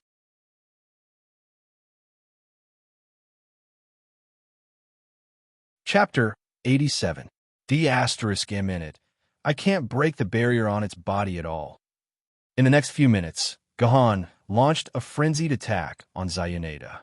The true force sword flew in the air, trying to stab into Zayaneda's body from all angles. However, against the barrier formed by Zayaneda's magic, there was nothing it could do. After all, they were both at the universe level and immortal sword tier. In terms of sword essence and magic content, there was not much of a difference. Gahan could not break through Zayaneda's defense, but that did not mean that Zayaneda could not break through Gahan's defense. Other than forbidden spells, Zayaneda had used almost all of its 9th level spells in the short span of a few minutes. All sorts of ice rain, fire rain, bursting flames, spatial slashes, and other offensive spells rained down on Gahan's head. Gahan could not fly, so he could only stand on the top of Wudong Mountain. To ensure that this foothold was not destroyed, Gahan could only use the Sword of the Spring continuously to block the spells. The Sword of the Spring was 30,000 sword chi per use. Even with 1,000,000 sword essences, it was not enough for Gahan to squander. Once the sword essences in Gahan's body were exhausted, he would be dead. But from another perspective, it did not matter. There were less than 2 minutes left until Yanjing City's reinforcements arrived. In the next 2 minutes, Gahan only needed to keep using the Sword of the Spring and drag it out until the end of the dungeon. However, Gahan did not intend to accept such an ending. He had finally grasped the strength of an immortal sword tier. It would be a waste of this rare opportunity to drag it out like this. Perhaps in this lifetime, Gahan would not have the chance to taste the power of an immortal sword tier sword wielder again. Gahan had to break its shell no matter what and cut a piece of dragon meat from Zayaneda's body. It was not that Gahan could not break Zayaneda's shell. This was because the strongest killer move in the 9 Swords of Mysterious Heaven, Sword Dipper Dome, was still in Gahan's hands. This move required 1,000,000 sword chi to be used, and it could crush everything below the Emperor's Sword. However, there was a very important prerequisite for using Sword Dome. When using this move, the sword had to be in contact with Gahan's body. In other words, it had to be held in Gahan's hand. This was because it was impossible to transmit such a huge amount of sword essence through the use of flying swords. True Force Sword, take me with you. Gahan gave the order. The True Force Sword, which had been blocking the open sword spring in front of him, immediately flew back to Gahan. This time, however, he had Gahan on the hilt of the sword. What does that human want? Zayaneda had a bad feeling when he saw Gahan fly above his head under the guidance of the True Force Sword. Spatial Ripple. Zayaneda used a 9th grade spatial spell. As a dragon, 9th grade spells were the limit of its instantaneous casting. Spells of even higher grade would require a certain channeling time, just like when he used Black Hole of Fear. If he was interrupted by Gahan again, it would not be worth it. Space Ripple was a kind of space ripple that was 1 kilometer in diameter, radiating from the body of the giant dragon. It was an AoE skill that could not be dodged. This spatial ripple could shatter the entire structure of space, and if one was hit, their entire body would shatter along with the space around them. The umbrella-shaped sword chi of Everlasting Sword Spring gushed out, colliding head-on with the spreading spatial ripple. The sword chi of Everlasting Sword Spring was easily pulverized by the spatial ripple, but the spatial ripple that collided head-on with the Everlasting Sword Spring was also delayed for a moment. Instantly, a gap appeared, and Gahan turned and passed through it, landing on top of Jonaida's head. Zayaneda had not expected Gahan to be able to break through the spatial ripple's banishment head-on. This practically gave it no time to react or escape, and Guhan actually landed on top of Zayaneda's absolute barrier. Take this, Sword Dome. Logically speaking, an ultimate move that required 1 million sword cheese to be unleashed should have a special effect that was off the charts. Even if it did not explode like an atomic bomb, it should be as powerful as a railgun. However, the Sword Dome had no effect at all. It looked as simple as Gahan picking up his sword and stabbing it lightly at the absolute barrier. And then, the absolute barrier that Zayaneda was so proud of completely shattered. System notification. You have broken through the absolute barrier. Take this, sword descends to the abyss. If not for the fact that Sword Dome could not be used consecutively, Gahan would have given Zayaneda another Sword Dome instead of sword descends to the abyss. Countless sword chi gushed out of the true Four Sword at the same time, washing over Zayaneda's dragon body from all angles and directions. After the absolute barrier was broken, Zayaneda could not release any defensive magic for a short period of time. It could only let the sword chi leave bloody marks on its dragon body. System notification. 1 survivor has died. Survivors remaining. 753. Total number of dead survivors. 2. When Gahan returned to the ground, he realized that the attack range of the spatial ripples seemed to have just destroyed Skyward Palace. Without the protection of his open sword spring, Skyward Palace no longer existed. Under the attack of the spatial ripple, both Skyward Palace and the old Taoist Master Refinement were turned into spatial dust, leaving not a trace behind. Gahan was in a terrible mood. Zayaneda was in a terrible mood as well. The wounds left from the battle with Sword Maiden Jinwu had not fully healed. She had extremely corrosive damage, so Zayaneda did not dare to fight Gahan in close combat. He was deeply afraid that a few more unhealable wounds would appear on his body. He had already lost half of his dragon blood in the last battle. If he continued to lose dragon blood, he might really die here. That was why Zayaneda had used the absolute barrier, which consumed a lot of mana. In his opinion, unless he focused all his attacks on the millimeter-level three-headed golden dragon's forbidden spell, no one or space could directly break through his absolute barrier. However, he had miscalculated. Jian Doqiong's attack was even more powerful than the Golden Dragon Tooth's attack. In an instant, it broke through the absolute barrier and left far more wounds on his body than the last time. Damn it, so many wounds. My dragon blood will run dry in less than half an hour. After counting the number of wounds on its body, Zayaneda instinctively wanted to flee. With such severe wounds that could not be healed by the dragon race's powerful regenerative abilities, let alone continue fighting, whether it could even survive was a problem. A good dragon knows better than to fight when the odds are against it. Zayaneda is not as stubborn as those light dragons. Zayaneda's life is more important. Zayaneda sneezed, intending to flap his wings and escape. Wait, no. The wounds this time seemed to be different from the last time. Zayaneda suddenly discovered that the wounds he had just suffered were rapidly healing. In less than 5 seconds, they were as good as new, and there were no signs of damage. Originally, this was a very normal thing for a WIRM. The amazing healing ability was originally an important weight for WIRMS to dominate the world. But in the battle 3 days ago, the sword in the Sword Maiden's hand had left a wound that had only just healed. Could it be that this sword isn't the same as the one from that day? Zayaneda was overjoyed. If that was really the case, then there was nothing to fear from the true Four Sword. He could completely withstand Guhan's injuries and forcefully attack him. Human, how dare you deceive the great king, Zayaneda, like this? Realizing that he had been thinking too highly of himself by using long-range attacks and had almost been cut to death by Gahan, Zayaneda felt that his entire dragon personality had been insulted by Gahan. As a member of the Obsidian Black Dragon race with the strongest close combat abilities, he was actually stupid enough to clash magic with his opponent. What was the difference between this and a liberal arts student competing in mathematics? Zayaneda crouched down and a pair of dragon claws began to flash with black electricity. This was the obsidian black dragon race's origin energy, the darkest flames that could even ignite sunlight. It was the obsidian black dragon race's strongest killer move, and even if the obsidian black dragon race's archenemy, the three-headed golden dragon, came into contact with a terrifying flame that would easily cripple half of its battle prowess. Logically speaking, with Gahan's current state as a half-divine sword-tier sword wielder, he would definitely die if he came into contact with this dark flame. There would be no exceptions, no matter how powerful his cheat code was.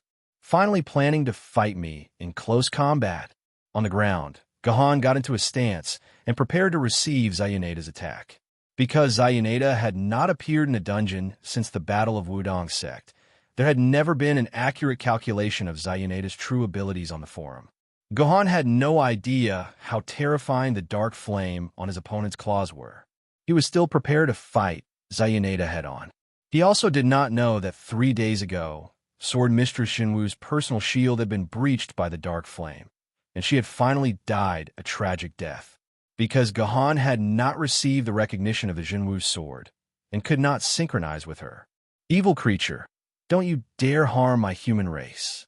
Another voice suddenly came from the sky. Just as Gahan was about to die fearlessly to the dark flame, Yinjing City's reinforcements, another divine sword-tier sword wielder, finally arrived at the peak of Wudong Mountain. Zayanada did not care about this sword wielder's rebuke. Although it could faintly sense that the other human that had suddenly appeared in the sky was no weaker than Gahan. So what? It would kill Gahan first, and then deal with the newcomer would not be too late. Evil creature, don't you understand what I'm saying? The divine sword-tier sword wielder in the sky berated, and soon after, Gahan's pupils contracted. An indescribably huge sword of light slashed down from the depths of the clouds. Compared to this light sword, Zayanada's dragon body, which was the size of a white house, actually became as laughable as a pheasant. In the next second, although Zayanada was not cut in half by the huge sword, the whole dragon was sent flying like a baseball. With a beautiful home run, this Yin-level Yuan co-giant dragon was sent flying hundreds of kilometers away. Didn't they say that Heavenly Master Zhijing had already ascended? Why is there another divine, sword-tier sword wielder here? In the afterglow of the setting sun, a figure appeared in the clouds. Gahan's eyes began to blur, and he could not see the face of the sword wielder clearly. He only saw that he was alone, holding a sword in his hand, and the sword mistress was nowhere to be seen. Could he be the sword mistress too? This thought flashed through Gahan's mind, and he felt like his head was about to explode in extreme pain. Too weak. This was the last thing that Gahan heard that person say. System. Warning. Warning. Player military governor's spiritual energy has been overloaded. Spiritual energy has been overloaded. System has been automatically offline. System has been automatically offline. System. Warning. Warning. Player military governor's spiritual energy has been overloaded. Spiritual energy has been overloaded. System has been automatically offline. System has been automatically offline. System. Warning. Warning. Player military governor's spiritual energy has been overloaded. Spiritual energy has been overloaded. System has been automatically offline. System has been automatically offline.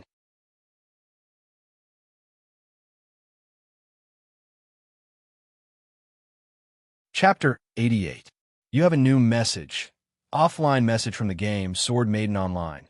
Player Gahan, according to the system's examination, your mental state is abnormal. Please head to the medical center for a detailed examination of your brain condition. Before receiving a safety clearance from the medical center, you will not be able to log into the game. You have a new message. Offline message from the game Sword Maiden Online. Player Gahan, you have died in the game. As a punishment, you will not be able to log into the game for the next 3 days. Please value your in-game life. Do not ignore death. You have a new message. Offline message from a game, Sword Maiden Online. Player Gahan, your instance dungeon Wudong's Apex has been completed. Please head to the Instance Dungeon Settlement Center to receive your reward after logging into the game. You have a missed call, 14, from your good friend, Song Hama. I think I was forcefully logged out of the game. Guhan shook his dizzy head. Using his current strength to control the power of the immortal sword tier, even if it was just a virtual power in the game, was indeed not something that he could bear. Looking at the clock on the wall, it was already 10 o'clock in the morning the next day. Guhan had been forcefully logged out of the game at 6 o'clock in the afternoon yesterday. He had slept for a full 14 hours before barely waking up. But why did I die in the game? Noticing the offline message on the next day, Guhan was a little surprised.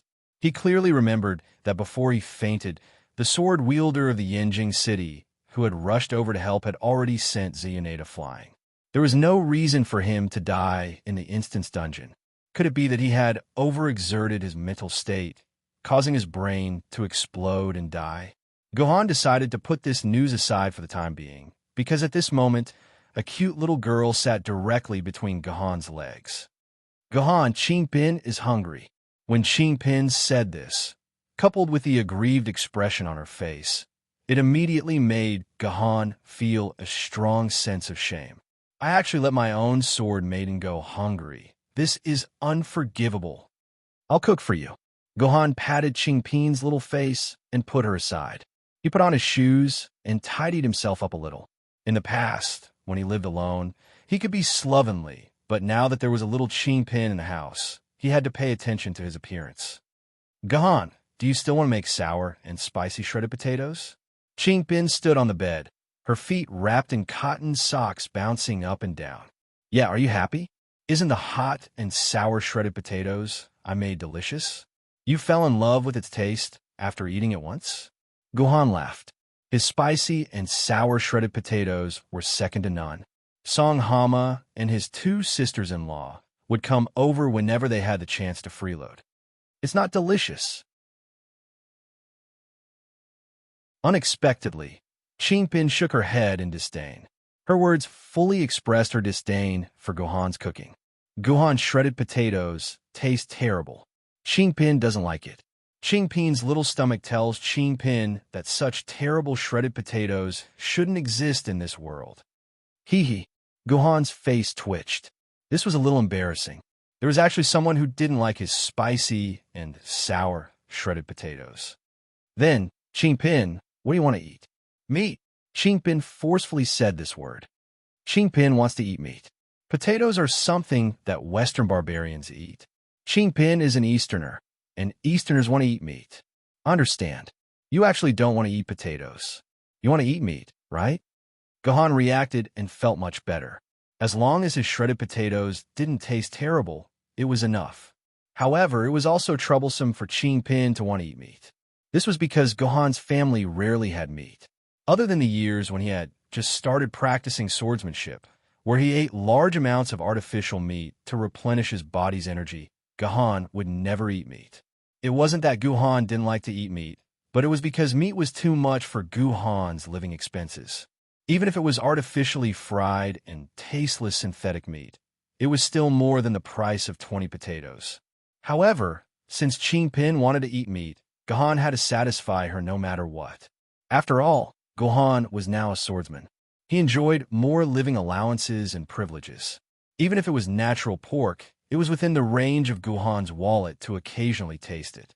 All right, your big brother Guhan will bring Qingpin to eat meat today. Guhan glanced at the remaining RMB in his personal terminal. There were about 2,000 renminbi left. This was the last of Guhan's wealth in the real world. It would not be a problem to support a pork feast. Meat. Qingpin's eyes seemed to have turned into a pair of pink stars. She jumped up from the bed and landed accurately in Guhan's arms a few meters away. Guhan, let's go eat meat now. No problem. Guhan smiled. At this moment, he suddenly noticed that Qingpin seemed to have been wearing the emerald green floral dress that he had brought with him after his awakening. Oh, I'm confused. I forgot to buy some clothes for Qingpin when I came back the day before yesterday. Guhan patted his head. He decided to buy some matching clothes for Qingpin when he brought her out for a meal later. All right, I haven't changed my clothes for 2 to 3 years. I should buy myself a decent set of clothes. From this point, it could be seen that the solid cold had changed a lot. Just a week ago, it would have been impossible for Gahan to take the initiative to buy clothes for himself and another girl. The heavy hatred and the strong desire to become a sword wielder had suppressed Gahan to the point that he was not interested in anything else. Your friend, Song Hama, is requesting a call. Would you like to accept? Song Hama suddenly picked up the call when he was about to leave the house. Hey, Sour Popsicle. What happened to you yesterday? I tried to contact you the whole night, but you didn't pick up my call. I couldn't see you in the game either. I thought you were dead. Only then did Guhan remember that among the long list of notifications, there seemed to be 14 missed calls from a certain person. I've been too tired for the past few days, so I went to bed early. What's up? Guhan was indeed sleeping. He did not lie to Song Hama. Sour Popsicle, don't you usually pull all-nighters for a week? Why are you sleeping so early today? Song Hama muttered on the other end of the call.